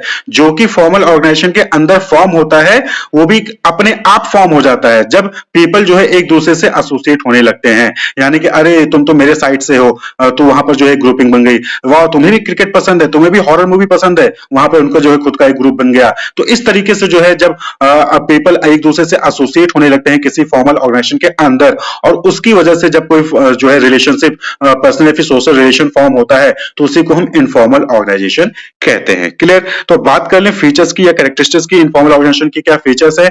तो पहला, an informal organisation originate from within the formal organisation as a result of personal interaction among employees. तो जैसा कि हमने बताया अभी कि पर्सनल इंटरेक्शन जब एम्प्लॉयज के बीच में होने लगता है फॉर्मल ऑर्गेनाइजेशन के अंदर, ठीक है, जैसे कि एक वर्कर है वो अपने टॉप लेवल मैनेजर के साथ या फिर मिडिल मैनेजर के साथ जो है लंच करने एक ही जगह जाता है, कॉफी एक साथ जाके पी रहा है या फिर क्रिकेट मैच खेल रहा है, तो इससे उनके बीच में जो है पर्सनल इंटरेक्शन होने लगता है रूल रेगुलेशन के बियॉन्ड जाकर, तो उसकी वजह से जो रिलेशनशिप फॉर्म होता है उसी को हम इनफॉर्मल ऑर्गेनाइजेशन ऑर्गेनाइजेशन कहते हैं। तो ये फॉर्मल ऑर्गेनाइजेशन के अंदर ही इनफॉर्मल ऑर्गेनाइजेशन जो है वो ओरिजिनेट होता है, डेवलप होता है।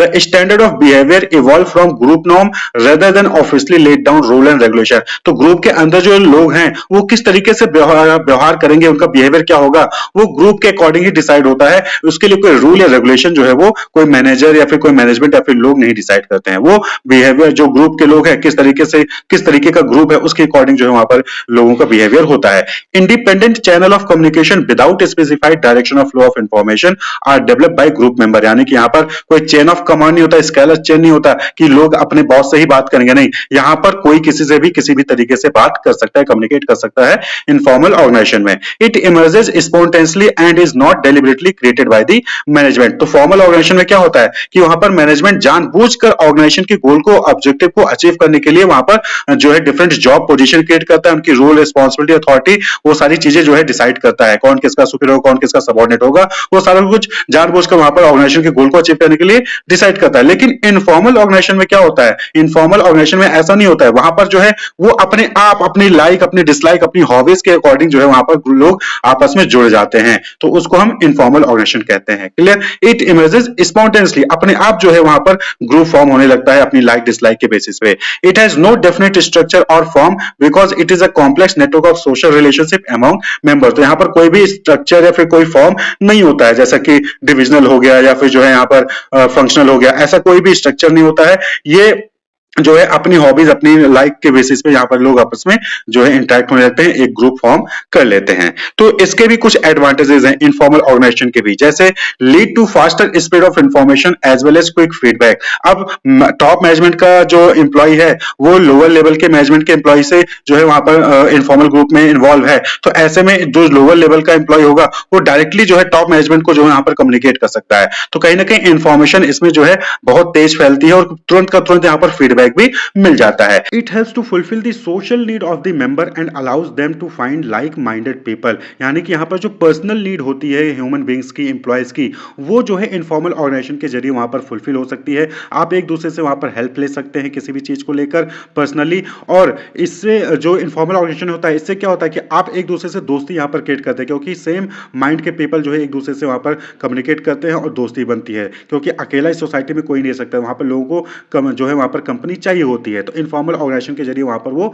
चीज फुलफिल होती है। This enhance their job satisfaction since it gives them a sense of belongingness in the organisation. अब होता क्या है कि अगर आप ऑर्गेनाइजेशन में काम करने जाएं और आपको अकेला फील हो, वहां पर कोई आपसे जो है वहां पर हंसी मजाक कुछ करे ही ना, तो आपका वहां पर मन लगेगा नहीं, आपका वहां पर काम करने का मन नहीं लगेगा। लेकिन अगर आप उस ऑर्गेनाइजेशन में जा रहे हो, वहां पर आपके पास दोस्त हैं, लंच में या फिर क्रिकेट के टाइम पे वहां पर आपसे मिल रहे हैं, हंसी मजाक हो रहा है, आपको वहां पर जाना अच्छा लगेगा और वहां पर आप जो है अच्छे से अपना काम परफॉर्म कर सकेंगे। तो यहाँ पर जो है इनफॉर्मल ऑर्गेनाइजेशन का ये बेनिफिट है। इस तरीके से आप अपने कॉलेज या स्कूल में देखिए, आप कॉलेज या स्कूल में जाना पसंद करते हैं क्योंकि वहाँ पर आपको पता होता है कि जैसे ही लंच ब्रेक होगा दोस्त मिलेंगे, दोस्ती हंसी मजाक सारी चीज़ें इधर उधर की बातें होंगी, तो कहीं ना कहीं ये आपको अच्छा लगता है, मोटिवेट करता है कि हाँ चलो स्कूल चलें।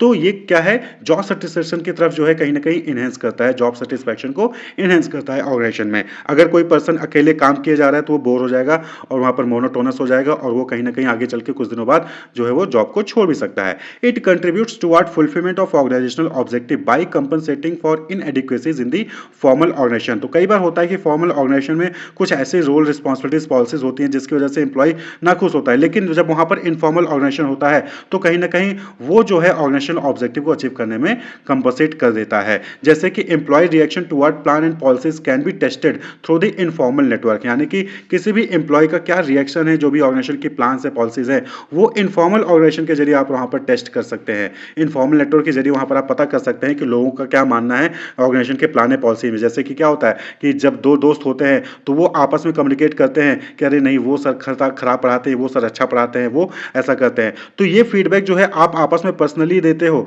आप ऑब्वियसली किसी को भी नहीं बताओगे। सर भी पूछ ले कि मैंने कैसे पढ़ाया तो आप उनको अच्छा ही बोलोगे, ठीक है, लेकिन अपने दोस्त में जाके आप जो बताते हो कि नहीं यार वो सर ने अच्छा नहीं पढ़ाया, फिर वो मैम ने अच्छा नहीं पढ़ाया। तो इसी तरीके से जो ऑर्गेनाइजेशन ऑर्गेनाइजेशन में एम्प्लॉइज होते हैं वो अपने बॉस से सीधे सीधे जाके नहीं कहेंगे कि नहीं सर आप खराब कर रहे हो, आपने गलत डिसीजन लिया है या फिर आपने कुछ भी गलत किया है, ऐसा नहीं कहेंगे। लेकिन वो अपने इनफॉर्मल ऑर्गेनाइजेशन में जो लोग होंगे उनसे जाके इस चीज को वो बोलते हैं।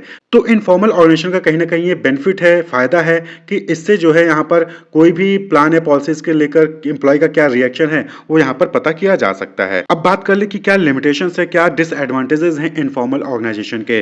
तो when an informal organisation spread rumor it becomes a destructive force and goes against the interest of the formal organization। तो कई बार ऐसा होता है कि इनफॉर्मल ऑर्गेनाइजेशन में कुछ र्यूमर, कुछ गलत बातें, अफवाहें फैल जाती हैं और इसकी वजह से कहीं ना कहीं फॉर्मल ऑर्गेनाइजेशन पर जो है इफेक्ट पड़ता है। लोग आपस में जो है वहाँ पर मिसबिहेव करने लगते हैं या फिर काम को जो है सही ढंग से नहीं करते, उनकी जो भी रोल रिस्पॉन्सिबिलिटीज होती हैं। तो कहीं ना कहीं ये जो है क्या है, एक तरीके का लिमिटेशन है कि इनफॉर्मल ऑर्गेनाइजेशन में कुछ अफवाह फैली, उसकी वजह से फॉर्मल ऑर्गेनाइजेशन डिस्टर्ब हो जाता है।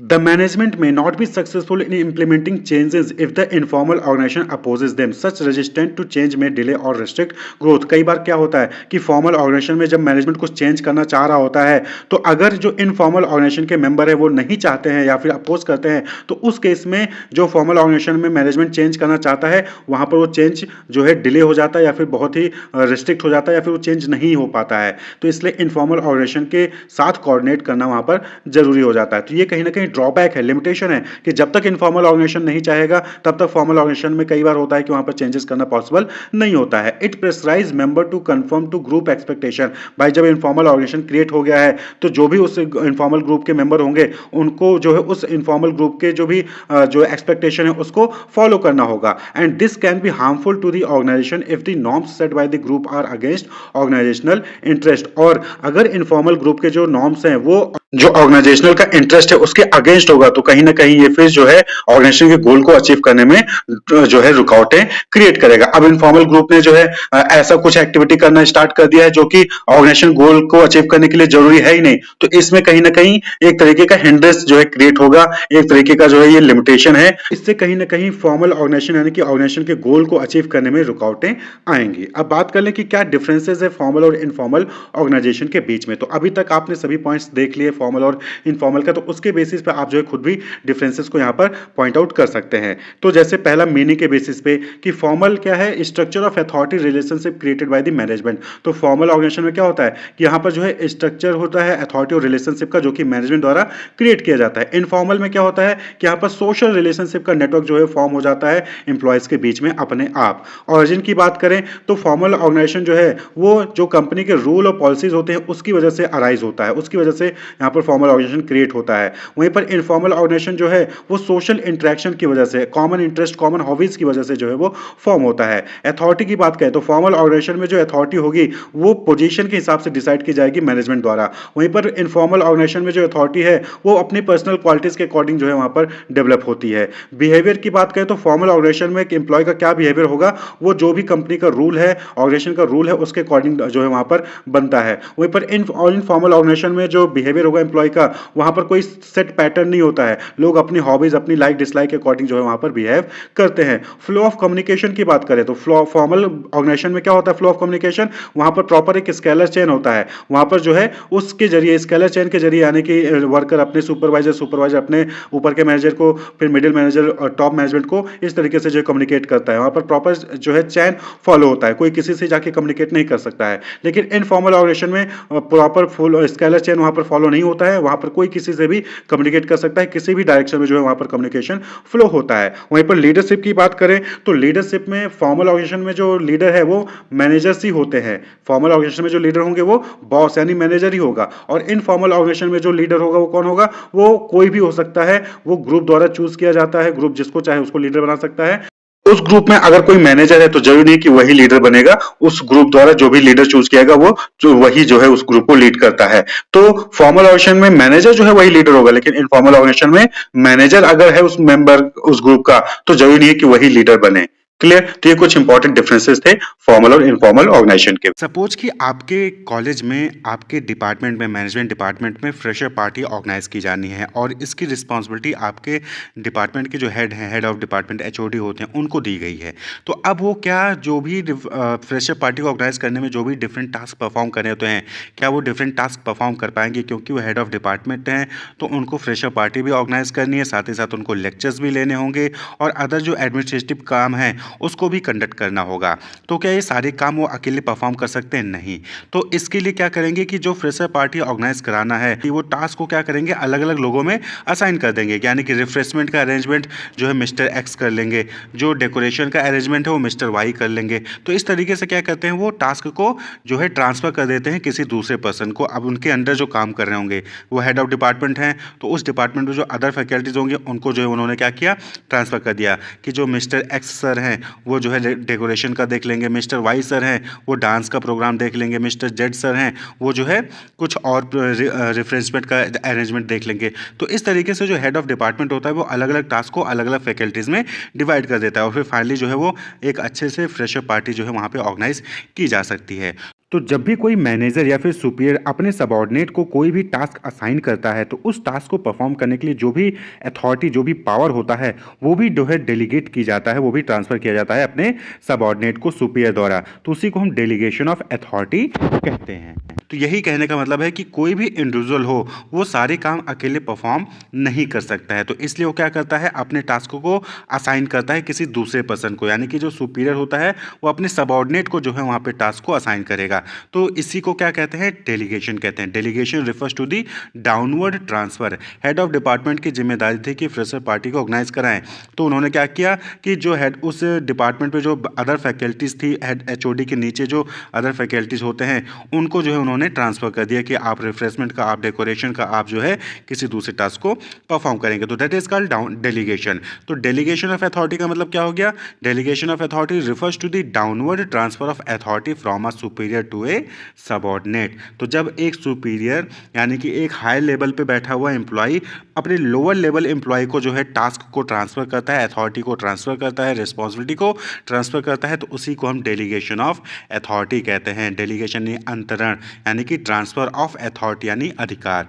तो जो फंक्शन को ऑर्गेनाइज करने का जो अधिकार एचओडी का था, अब वो अधिकार जो है उसमें हमने रिक्रिएशन के लिए किसी और को दे दिया, हमने जो है डेकोरेशन के लिए किसी और को दे दिया। तो that is called delegation of authority. Clear? तो डेलीगेशन क्या हो गया, डेलीगेशन एक ऐसा प्रोसेस हो गया जहाँ पर आप जो है टास्क को शेयर कर रहे हो। आप क्या कर रहे हो, यहाँ पे जो भी आपको टास्क था आपने उसको क्या किया, शेयर कर लिया अपने सबऑर्डिनेट्स के साथ। फिर सबऑर्डिनेट्स ने वो डिफरेंट डिफरेंट टास्क को परफॉर्म करके आपके टास्क को कंप्लीट कर लिया। तो अब जो है एचओडी जो है वो अपने अदर एडमिनिस्ट्रेटिव टास्क हो गए या टीचिंग टास्क हो गए उसको भी परफॉर्म कर लेगा, और साथ ही साथ वहाँ पर जो है उसका तीसरा जो टास्क था कि फ्रेशर पार्टी ऑर्गेनाइज कराई थी वो भी जो है वो परफॉर्म हो जाती थी। क्या हो गया, ये प्रोसेस हो गया जहाँ पर आप टास्क को शेयर करते हैं। क्यों करते हैं, to lessen the burden of the manager. जो मैनेजर होता है उसके बर्डन को कम करने के लिए आप जो है डेलीगेशन ऑफ अथॉरिटी करते हैं।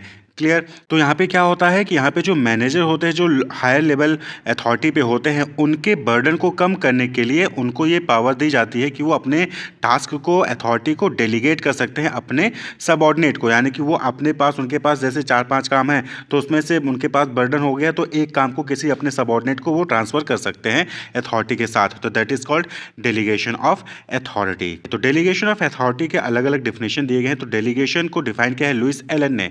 लुइस एलन ने क्या कहा कि delegation is the process a manager follows in dividing the work assigned to him so that he perform that part which only he can perform effectively and so that he can get others to help with what remains. तो delegation क्या हो गया, delegation एक ऐसा process हो गया जहां पर मैनेजर क्या करता है कि उसको जो भी टास्क असाइन किए गए हैं वो जो है डिवाइड कर देता है अपने सबऑर्डिनेट्स के बीच में, जिससे कि वो मैनेजर जिस काम को अच्छे से परफॉर्म कर सकता है उसको अच्छे से परफॉर्म कर ले, और जो बाकी बचता है उसमें दूसरे की मदद ले ले, तो that is called delegation. Clear? Delegation यानी कि ट्रांसफर करना अपने टास्क को, अपने असाइनमेंट को, डेलीगेशन ऑफ अथॉरिटी। इसी तरीके से थियो हैमन ने जो है डिफाइन किया, उन्होंने कहा कि delegation of authority merely means the granting of authority to subordinates to operate within prescribed limits. तो यहाँ पे क्या हो गया कि यहाँ पे डेलीगेशन ऑफ अथॉरिटी में जो मैनेजर होता है वो ग्रांट करता है, परमिशन देता है, अथॉरिटी किसको देता है? अथॉरिटी सबऑर्डिनेट्स को देता है, जिससे कि वो जो है कोई काम परफॉर्म कर सके।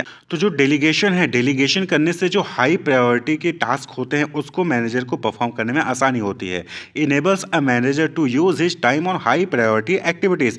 तो उससे जब आप डेलीगेट कर दोगे, आपके पास जो डिफरेंट डिफरेंट टास्क थे, जो भी असाइनमेंट्स थे, आपने उसको क्या किया? अपने सबऑर्डिनेट्स को डेलीगेट कर दिया, तो अब आपके पास टाइम बचेगा। तो जो हाई प्रायोरिटी के टास्क होंगे आप उनको परफॉर्म कर लोगे, जो बाकी टास्क थे उसको आपने डेलीगेट कर दिया, वो कोई और जो है आपका सबऑर्डिनेट परफॉर्म कर देगा। क्लियर?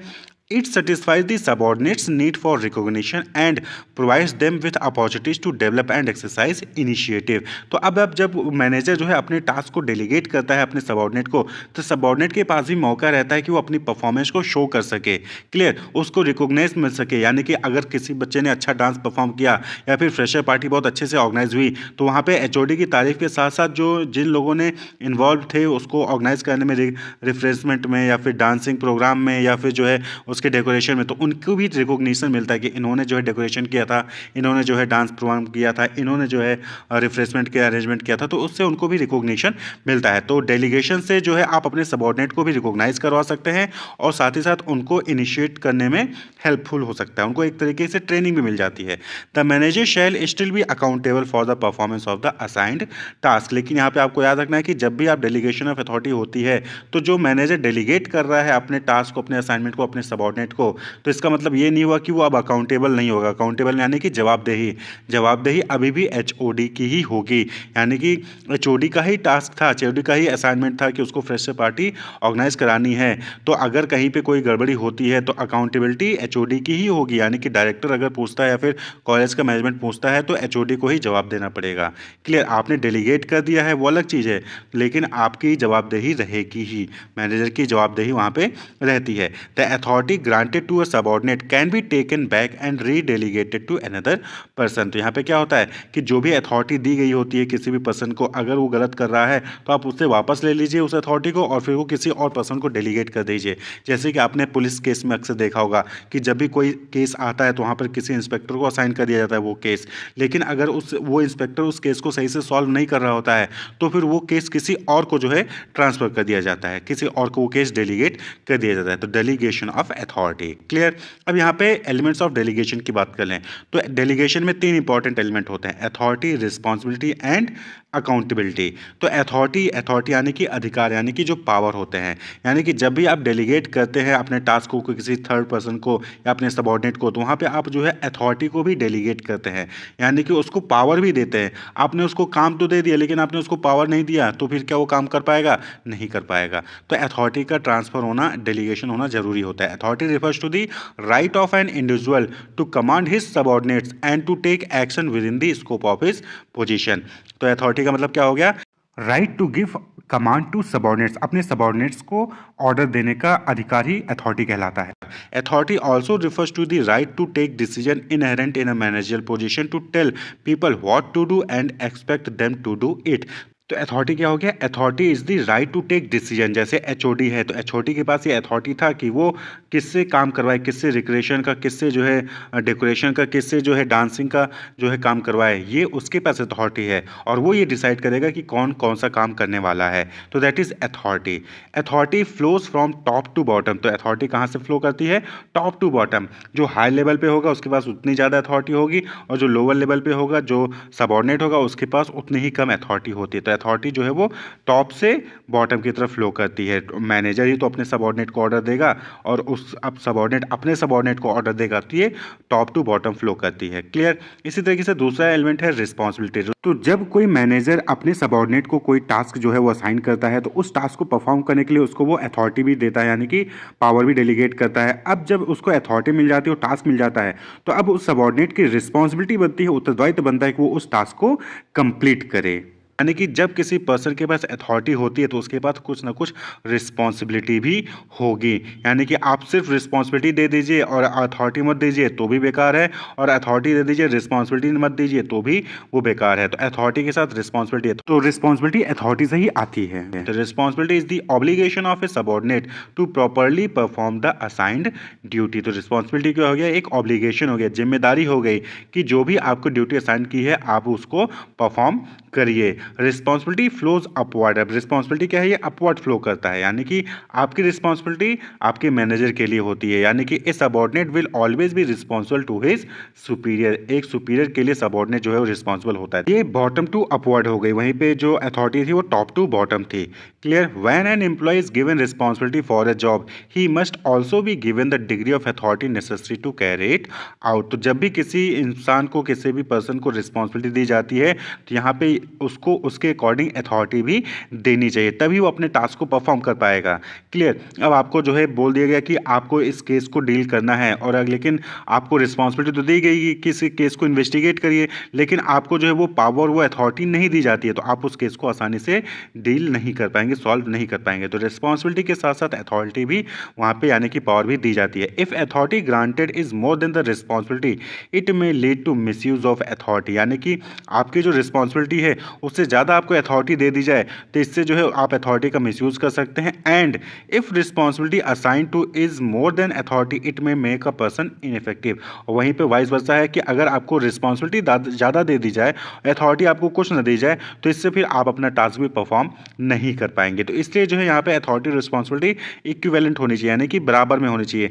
जिस तरीके की रिस्पॉन्सिबिलिटी है उसके अकॉर्डिंग आपको अथॉरिटी दी जानी चाहिए, और जिस तरीके की अथॉरिटी आपने दी है उस तरीके की रिस्पॉन्सिबिलिटी आपको देनी चाहिए। ना ही अथॉरिटी ज़्यादा होनी चाहिए, ना ही रिस्पॉन्सिबिलिटी ज़्यादा होना चाहिए, दोनों ही बैलेंस रखना है। नेक्स्ट एलिमेंट ऑफ डेलीगेशन है दैट इज अकाउंटेबिलिटी, यानी कि जवाबदेही।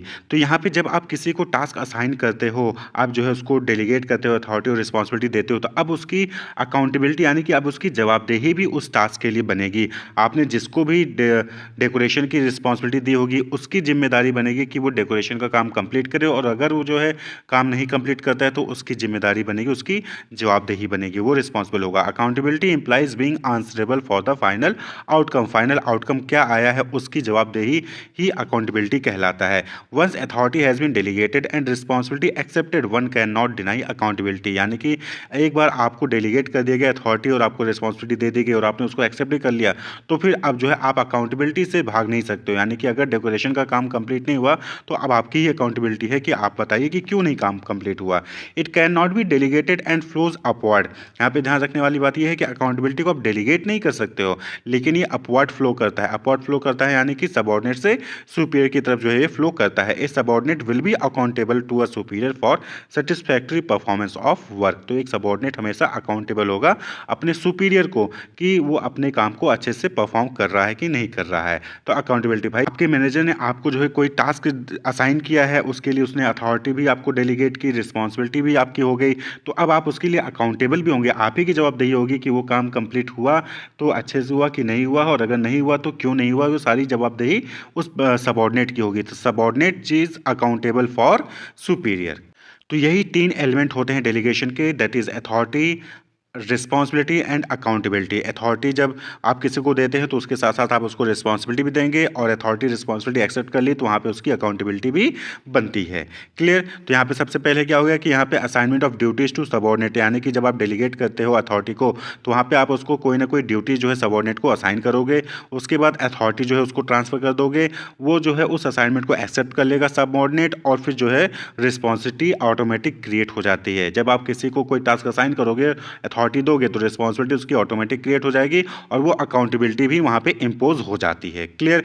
तो अगर हम कंक्लूड करें तो यहाँ पे क्या हो गया कि responsibility is derived from authority and accountability is derived from the responsibility. तो अगर आपने किसी को अथॉरिटी डेलीगेट की है तो वहाँ पे उसको रिस्पॉन्सिबिलिटी भी बनती है, और जब उसकी रिस्पॉन्सिबिलिटी बनती है तो कहीं ना कहीं उसकी अकाउंटेबिलिटी भी वहाँ पे बनेगी। That is delegation of authority. अब बात कर लें कि इंपॉर्टेंस क्या है डेलीगेशन का बेनिफिट क्या है ऑर्गेनाइजेशन को। तो डेलीगेशन में होता क्या है कि जो मैनेजर है वो अपनी रिस्पॉन्सिबिलिटी को अपने टास्क को सबॉर्डिनेट को ट्रांसफर कर देता है और साथ ही साथ उस टास्क को कंप्लीट करने के लिए सबॉर्डिनेट को अथॉरिटी भी वहां पर देता है। क्लियर। तो सबसे पहला बेनिफिट क्या हो गया, इफेक्टिव मैनेजमेंट। यानी कि यहां पर क्या हो गया कि जब मैनेजर ने अपनी रिस्पॉन्सिबिलिटी अपने टास्क को जो रूटीन टास्क है उसको ट्रांसफर कर दिया अपने सबॉर्डिनेट को, तो मैनेजर फ्री हो जाता है। अब जब मैनेजर का वर्कलोड कम हो गया तो मैनेजर जो ऑर्गेनाइजेशन के लिए इंपॉर्टेंट मैटर्स है उस पे वो अच्छे से कंसंट्रेट कर सकता है। क्लियर। तो effective management, the managers are able to function more efficiently as they got more time to concentrate on important matter. जब मैनेजर के जो रूटीन टास्क है वो सबॉर्डिनेट को दे दी जाएंगे तो मैनेजर फ्री, और जब मैनेजर फ्री रहेगा तो जो इंपॉर्टेंट मैटर्स हैं कंपनी को लेके ऑर्गेनाइजेशन को लेके मैनेजर उस पर ज्यादा अच्छे से कंसंट्रेट कर पाएगा, अच्छे से उनको मैनेज कर पाएगा। Freedom from doing routine work provide them with opportunities to excel in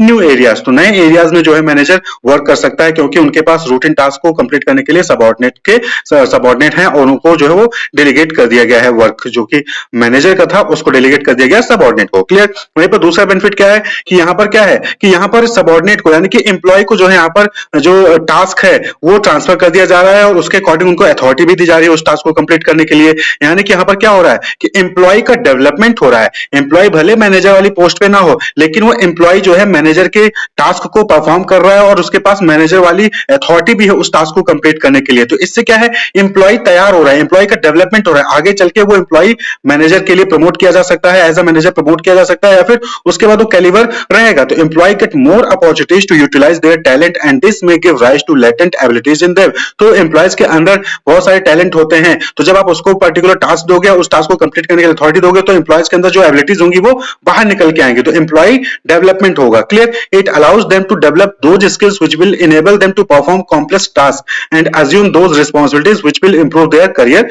prospect. तो आपने देखा होगा कि क्लास में या फिर कॉलेज में फैकल्टीज आपको जो है अलग अलग असाइनमेंट्स देती हैं, अलग अलग टास्क कंप्लीट करने के लिए देती हैं। तो क्यों देते हैं, ये इसीलिए देते हैं जिससे कि आप वो परफॉर्म कर सके। स्टेज पे बोलने के लिए आपको बोल दिया गया, तो स्टेज पे बोलने के लिए क्यों बोला जाता है, जिससे कि आपके अंदर जो हेजिटेशन है, जो डर है कि मैं स्टेज पे खड़े होकर कैसे बोल पाऊंगा, वो डर हटे, वो डर गायब हो। That is development. तो employ development, it makes them better leader and decision maker. तो जब मैनेजर अपने टास्क को सबॉर्डिनेट को ट्रांसफर करेगा, एम्प्लॉय को ट्रांसफर करेगा, तो एम्प्लॉय उस टास्क को परफॉर्म करेगा, उसकी अथॉरिटी उस टास्क को परफॉर्म करने के लिए उसके पास अथॉरिटी होगी, तो वो जो है एक अच्छा आगे चल के लीडर, एक अच्छा डिसीजन मेकर बन सकेगा क्योंकि उसको पहले से एक्सपीरियंस रहेगा कि इस सिचुएशन को कैसे डील किया जाता है। क्लियर। तो दस delegation help by preparing better future manager. तो बेटर फ्यूचर मैनेजर जो है एक तरीके से प्रिपेयर करता है delegation.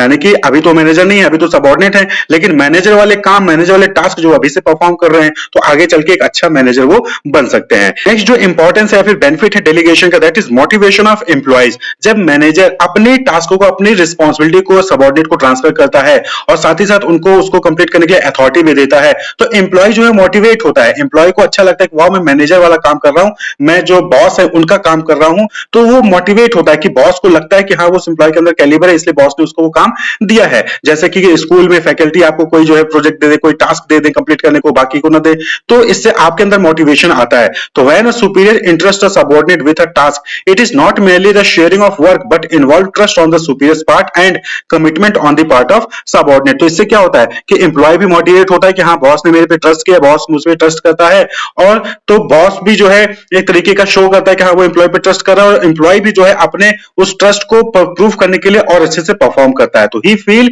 Encouraged and tries to improve his performance further. और उससे क्या होगा, मोटिवेट होगा, वो और कोशिश करेगा कि जो है वो अपनी परफॉर्मेंस को इंप्रूव करे, जिससे कि बॉस जो है वो आगे चल के उसको जो है टास्क परफॉर्म करते रहे, डेलीगेट करते रहे, अथॉरिटी देते रहे, और साथ ही साथ आगे चल के उसके प्रमोशन के भी चांसेस बनेंगे। नेक्स्ट जो इंपॉर्टेंस है that is facilitation of growth. यानी कि यहां पर ग्रोथ का भी चांसेस होता है डेलीगेशन के जरिए। कैसे? Delegation helps in expansion of an organisation by providing a ready workforce to take up leading position in new venture. यानी कि सपोज करिए कि ऑर्गेनाइजेशन ने कोई एक नया ब्रांच खोलना चाहा कहीं दूसरी प्लेस पर, तो अब उस प्लेस पर जब नया ब्रांच खुलेगा तो वहां पर जो है वो मैनेजर्स अपॉइंट करेंगे। तो उस केस में जब ऑर्गेनाइजेशन, जो प्रेजेंट ऑर्गेनाइजेशन है, वहां पर डेलीगेशन किया जा रहा है और एम्प्लॉय ऑलरेडी वो मैनेजर लेवल का काम कर रहा है। तो ऐसे केस में क्या होगा कि आपके पास ऑलरेडी ट्रेंड और एक्सपीरियंस्ड एम्प्लॉय होंगे, यानी क्यों होंगे, क्योंकि ऑलरेडी जो मैनेजर्स थे उन्होंने अपना काम जो है उनको डेलीगेट किया और उनको जो है एक्सपीरियंस प्रोवाइड किया, उनको ट्रेंड किया।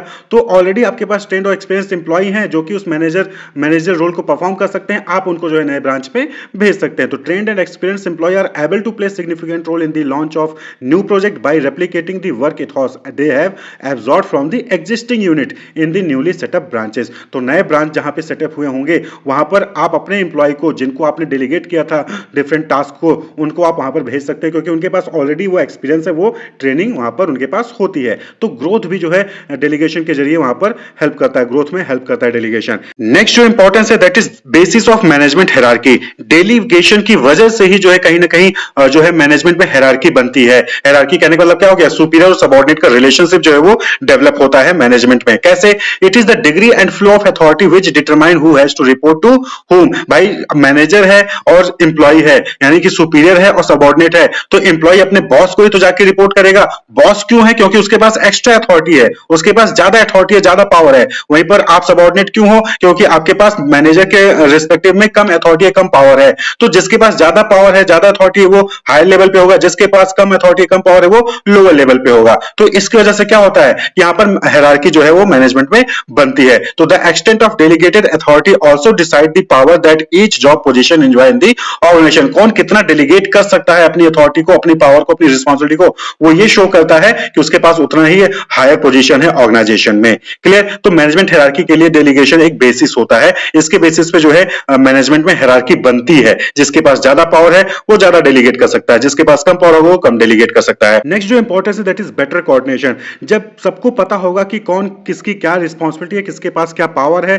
क्या टास्क परफॉर्म करना है और कौन किस चीज के लिए अकाउंटेबल है, तो कोऑर्डिनेशन वहां पर जो है एम्प्लॉय, सुपीरियर, सबऑर्डिनेट और डिफरेंट डिपार्टमेंट के बीच में अच्छा होगा। जो डेलीगेशन के तीन इंपॉर्टेंट एलिमेंट थे, अथॉरिटी, रिस्पांसिबिलिटी और अकाउंटेबिलिटी, ये डिसाइड करते हैं कि किसके पास क्या पावर है, क्या ड्यूटीज हैं और क्या किस चीज के लिए वो आंसरेबल है। अथॉरिटी यानी पावर, रिस्पांसिबिलिटी यानी कि क्या ड्यूटीज है, क्या टास्क परफॉर्म करने हैं, और अकाउंटेबिलिटी यानी कि किस चीज के लिए वो आंसरेबल है। क्लियर? तो ये डिफरेंट पोजीशन के लिए डिफरेंट होते हैं। तो this help to avoid overlapping of duties and duplication of effort as it gives a clear picture of the work being done at various level. तो अलग अलग लेवल पे अलग लोगों की अथॉरिटी, रिस्पांसिबिलिटी, अकाउंटेबिलिटी अलग अलग होती है। तो इससे क्या होता है कि इससे ड्यूटीज और डुप्लीकेशन ऑफ एफर्ट जो है वो नहीं होता है।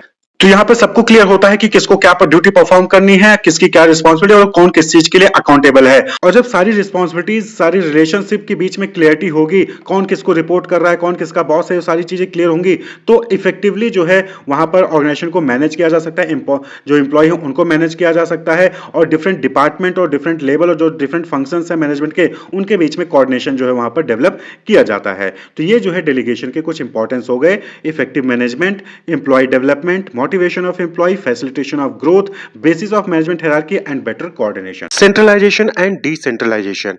हर ऑर्गेनाइजेशन में जो मैनेजमेंट है वो 3 लेवल में डिवाइडेड है। लेवल ऑफ मैनेजमेंट आपने पढ़ा है, तो top management, middle management and lower management. Her level of management में अलग अलग लेवल के कैटेगरी के एम्प्लॉइज होते हैं। जैसे टॉप मैनेजमेंट में board of director, managing director, general manager. Middle management में branch manager, production manager, marketing manager, finance manager, personal manager, यानी कि जो अलग अलग डिपार्टमेंट होते हैं उनके मैनेजर। और लोअर लेवल में जो फोरमैन होते हैं, ऑफिस सुपरिटेंडेंट्स होते हैं, सुपरवाइजर्स होते हैं, डिपार्टमेंटल हेड होते हैं, जो कि जो वर्कर होते हैं उनसे डायरेक्ट कॉन्टैक्ट में होते हैं। तो हर लेवल पर जो है अलग अलग डिसीजन मेकिंग जो है वहाँ पर करने पड़ते हैं।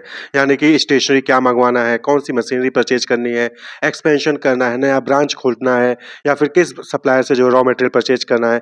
तो बहुत टाइप के डिसीजन मेकिंग्स वहाँ पर करने होते हैं। तो जब किसी ऑर्गेनाइजेशन में जो डिसीजन मेकिंग है वो सिर्फ टॉप मैनेजमेंट लेता है। याद रहे कि जब किसी ऑर्गेनाइजेशन में जो सभी डिसीजन मेकिंग है, चाहे वो स्टेशनरी मंगवाना हो, चाहे वो कौन से सप्लायर से रॉ मटेरियल मंगवाना है, कब मंगवाना है, किससे मंगवाना है, एक्सपेंशन करना है कि नहीं करना है, अगला ब्रांच कहाँ पर ओपन करना है, ये सारे के सारे डिसीजन मेकिंग सिर्फ टॉप मैनेजमेंट के एम्प्लॉयज ही ले रहे हैं। यानी कि जो board of director, managing director या फिर जनरल मैनेजर है, वही वो डिसीजन मेकिंग ले रहे हैं। तो इसको कहते हैं सेंट्रलाइजेशन, यानी कि केंद्रीकरण। यानी कि सुपरवाइजर जो एग्जैक्टली सुपरवाइजर को जो काम परफॉर्म करना है, जो चीज वर्कर सुपरवाइजर से पूछेंगे, वो चीज भी सुपरवाइजर को पहले टॉप मैनेजमेंट से पूछना पड़ता है, फिर उसके बाद सुपरवाइजर वर्कर को बताता है, तो यानी कि यहाँ पर क्या है, सेंट्रलाइजेशन है कि जो भी चीज़ है टॉप मैनेजमेंट है। वर्कर ने आया सुपरवाइजर से बोला कि क्या हम जो है ये स्टेशनरी परचेज करवा सकते हैं, तो सुपरवाइजर बोलता है नहीं, पहले मैं टॉप मैनेजमेंट से पूछूंगा फिर मैं तुमको परमिशन दूंगा। तो ये सेंट्रलाइजेशन कहलाता है। लेकिन वहीं पर वर्कर ने सुपरवाइजर से बोला कि सर ये स्टेशनरी चाहिए, और सुपरवाइजर ने वहां पर डिसीजन ले लिया कि हाँ ठीक है, अब ये स्टेशनरी जाकर परचेज कर सकते हैं। तो इसको कहते हैं डिसेंट्रलाइजेशन। जब डिसीजन मेकिंग जिसका जो काम है वो ले सकता है, तो उसको डिसेंट्रलाइजेशन कहते हैं। यानी कि सिर्फ टॉप मैनेजमेंट ही डिसीजन मेकिंग नहीं करेगा, मिडिल मैनेजमेंट के जो डिफरेंट डिपार्टमेंट के हेड हैं, उनका जो काम है वो अपने काम से रिलेटेड डिसीजन मेकिंग कर सकते हैं। लोअर मैनेजमेंट के जो एम्प्लॉइज हैं वो अपने काम को लेकर डिसीजन मेकिंग कर सकते हैं। तो इसको कहते हैं डिसेंट्रलाइजेशन। क्लियर? आप अपने स्कूल या फिर कॉलेज का भी वहां पर एग्जाम्पल देख सकते हैं कि यहाँ पर क्या होता है कि बहुत सारे ऐसे डिसीजन मेकिंग जो कि आपके फैकल्टी या फिर जो टीचर्स हैं वही खुद ले लेते हैं। वहीं पर कुछ ऐसे डिसीजन मेकिंग होते हैं जो कि आपके जिसके लिए आपको प्रिंसिपल के पास जाना पड़ता है, फिर डायरेक्टर के पास जाना पड़ता है। वहीं पर कुछ ऐसे डिसीजन मेकिंग होते हैं जिसके लिए आपको चेयरमैन के पास जाना पड़ता है। जैसे कि आपको कल के लिए छुट्टी चाहिए, तो आपके टीचर्स जो फैकल्टी होते हैं वो भी आपको अलाउ कर देते हैं, वहां पर वो डिसीजन मेकिंग ले सकते हैं कि आपको जो है एक दिन की छुट्टी है चाहिए, तो वो अलाउ कर देते हैं। वहीं पर अगर अगर आपको हफ्ते भर की छुट्टी चाहिए, तो वहां पर आपको प्रिंसिपल के या फिर डायरेक्टर के साइन करवाने पड़ते हैं। यानी कि अब डिसीजन मेकिंग कहाँ चलेगी, डायरेक्टर के पास चलेगी। वहीं पर अगर आपको जो है फीस में रिडक्शन करवाना है कि आपको फीस में छूट चाहिए, तो उस केस में जो डिसीजन मेकिंग होती है वो चेयरमैन, कॉलेज के चेयरमैन के पास होती है। तो यानी कि अलग अलग लेवल पे अलग अलग एक्टिविटीज के लिए डिसीजन मेकिंग होता है, तो वो डिसेंट्रलाइजेशन है। लेकिन अब आपको एक दिन की छुट्टी चाहिए, और उस एक दिन की छुट्टी के लिए भी आपको पहले टीचर से साइन कराना है, फिर प्रिंसिपल से साइन कराना है, फिर चेयरमैन से साइन कराना है। तो ये जो है ये सेंट्रलाइजेशन हो गया। यानी कि यहाँ पर जो फाइनल डिसीजन मेकिंग किसके अंदर है, वो चेयरमैन के हाथ है कि आपको एक दिन की छुट्टी मिलेगी कि नहीं मिलेगी। तो ये सेंट्रलाइजेशन हो गया कि हर छोटी से छोटी बात के लिए भी आपको जो है टॉप मैनेजमेंट पे जाना पड़ रहा है। क्लियर? वहीं पर डिसेंट्रलाइजेशन क्या हो गया कि कुछ चीजें हैं जिसके लिए आपको जो है लोअर लेवल पे ही सॉल्व हो जाएंगी, कुछ चीजें हैं जिसको आपको मिडिल लेवल पे जाना होगा, और कुछ चीजें ऐसी हैं जिसके लिए डिसीजन मेकिंग टॉप लेवल पे होंगी। तो जब all decisions making only eight top level, यानी कि सभी डिसीजन मेकिंग जो है वो सिर्फ टॉप लेवल पे होता है, तो उसको सेंट्रलाइजेशन कहते हैं। और जब हर लेवल के employees, her level of management के एम्प्लॉइज अपने अपने वर्क से रिलेटेड डिसीजन मेकिंग ले सकते हैं, तो उसको डिसेंट्रलाइजेशन कहते हैं। क्लियर? यानी कि सुपरवाइजर अपने से अपने वर्क से रिलेटेड डिसीजन मेकिंग ले सकता है, उसको टॉप मैनेजर से पूछने की जरूरत नहीं है। डिपार्टमेंटल हेड है, वो अपने डिपार्टमेंट से रिलेटेड डिसीजन मेकिंग ले सकता है, उसको टॉप मैनेजमेंट या फिर मिडिल मैनेजमेंट को पूछने की जरूरत नहीं है। हालांकि कम्युनिकेशन करना पड़ेगा कि उन्होंने ये डिसीजन मेकिंग लिया है, लेकिन परमिशन लेने की बार बार वहां पर उनको जरूरत नहीं पड़ती है कि नहीं जो बोर्ड ऑफ डायरेक्टर बोलेंगे वही होगा। नहीं, वहां पर अगर उनको लगता है तो वो खुद डिसीजन मेकिंग वहां पर ले सकते हैं। क्लियर? तो जब भी कोई भी डिसीजन मेकिंग सिर्फ टॉप मैनेजमेंट लेगा, पूरे ऑर्गेनाइजेशन में जो भी वर्किंग होनी है उससे रिलेटेड डिसीजन मेकिंग सिर्फ टॉप मैनेजमेंट लेगा, तो सेंट्रलाइजेशन। और अगर जिस भी डिपार्टमेंट का, जिस भी सुपरवाइजर का वो काम है वो डिसीजन मेकिंग वहां पर ले सकता है, तो उसको कहते हैं decentralisation. Clear? So when decision making authority is retained by higher management level and organisation is centralise, जब जो डिसीजन मेकिंग होती है वो सिर्फ हायर मैनेजमेंट के लेवल के एम्प्लॉइज के पास ही होती है ऑर्गेनाइजेशन में, तो वो ऑर्गेनाइजेशन सेंट्रलाइज होता है। और वहीं पर जब ये डिसीजन मेकिंग अथॉरिटी जो है ये डेलीगेट होती है, यानी कि ट्रांसफर होती है हर लेवल के एम्प्लॉय को, तो उसको कहते हैं डिसेंट्रलाइज्ड ऑर्गेनाइजेशन। क्लियर?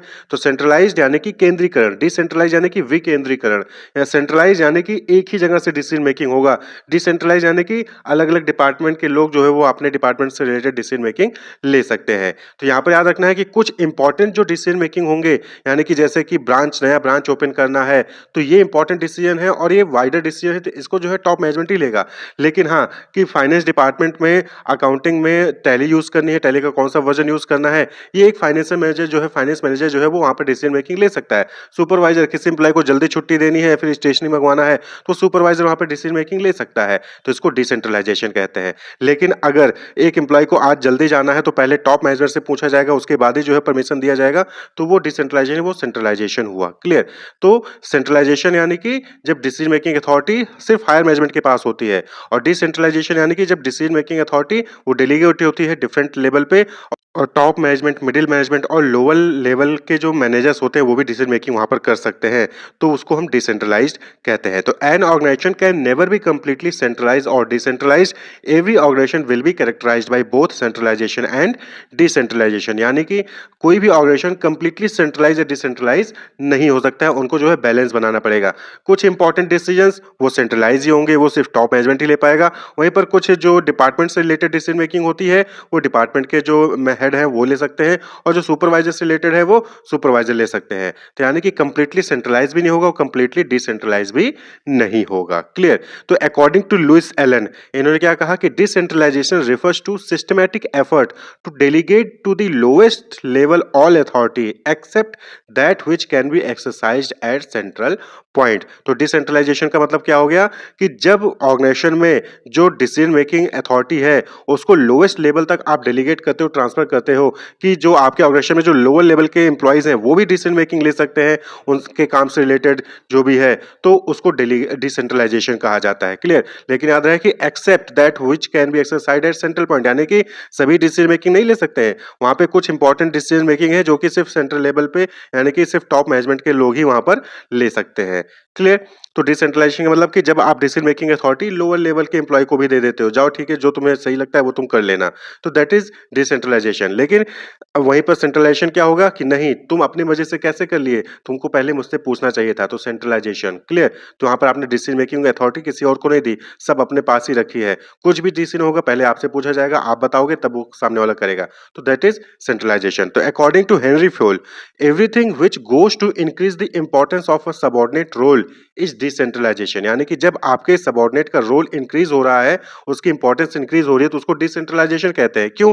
क्योंकि अब जो आपका सबऑर्डिनेट है वो भी डिसीजन मेकिंग ले सकता है। भाई डिसेंट्रलाइजेशन में आप क्या कहते हो, डेलीगेशन ऑफ अथॉरिटी करते हो, तो वहां पर क्या है कि जो आपका सबऑर्डिनेट है, जो लोअर लेवल के एम्प्लॉइज है, वो भी डिसीजन मेकिंग कर सकते हैं, तो उनकी इंपॉर्टेंस भी क्या होगी, बढ़ेगी। वरना नॉर्मली वर्कर को क्या लगता है कि वर्कर को लगता है कि सुपरवाइजर से क्या ही पूछे, उनके पास तो कोई अथॉरिटी नहीं है, सीधे चलते हैं टॉप मैनेजमेंट के पास, तो सुपरवाइजर की वहां पर इंपॉर्टेंस कम हो जाती है। लेकिन अगर आप डिसेंट्रलाइजेशन करते हो, सुपरवाइजर भी वहां पर डिसीजन मेकिंग ले सकता है, तो इस केस में सुपरवाइजर की इंपॉर्टेंस ऑर्गेनाइजेशन में बढ़ेगी और वर्कर को लगेगा हाँ कि सुपरवाइजर भी वहां पर इंपॉर्टेंट है, वो भी डिसीजन मेकिंग लेता है। क्लियर? और everything that goes to reduce it is centralisation, और जहां पर जो है सुपरवाइजर की वैल्यू नहीं होगी, जहां पर सबऑर्डिनेट की इंपॉर्टेंस कम होगी, उसको सेंट्रलाइजेशन कहते हैं।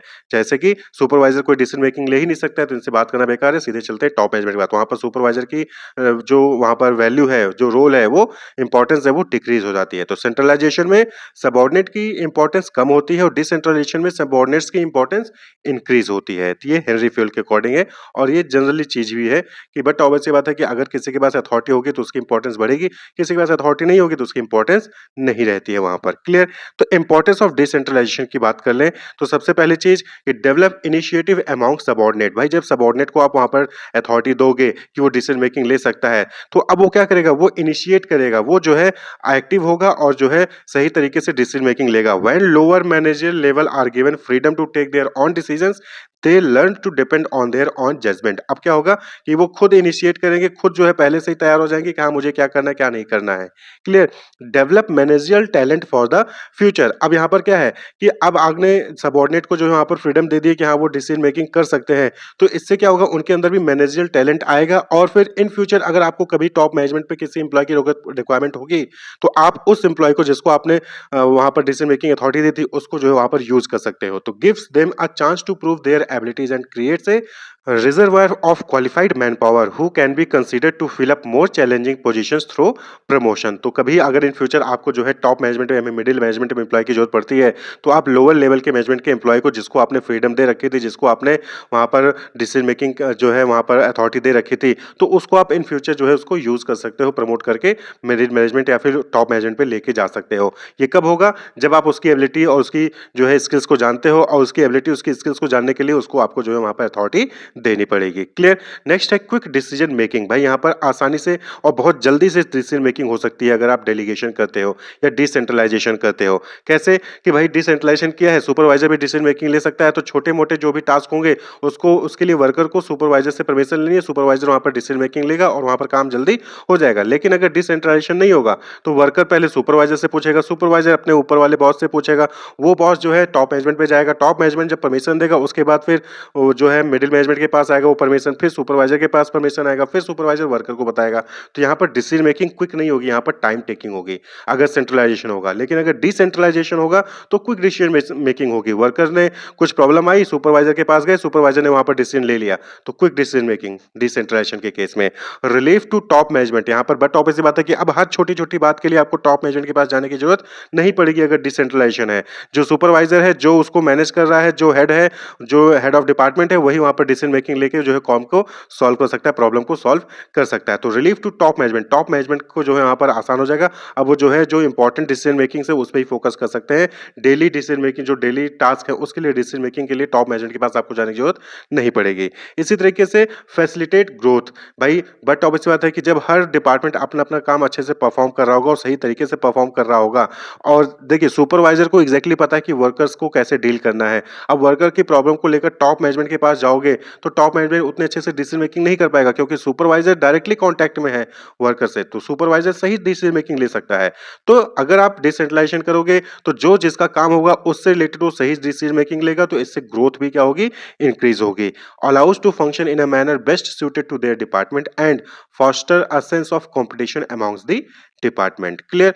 तो ये डिसेंट्रलाइजेशन का जो है यहाँ पर इंपॉर्टेंस है, बेनिफिट है कि इनिशिएटिव जो है सबऑर्डिनेट के अंदर डेवलप होगा, टैलेंट जो है मैनेजर टैलेंट आप फ्यूचर के लिए डेवलप करते हो, क्विक डिसीजन मेकिंग होगा, टॉप मैनेजमेंट को वहाँ पर जो है वर्कलोड कम होगा और ग्रोथ ऑर्गेनाइजेशन का डिपार्टमेंट का वहाँ पर होगा। तो ये इंपॉर्टेंस ऑफ डिसेंट्रलाइजेशन। तो wish you all the best, keep watching.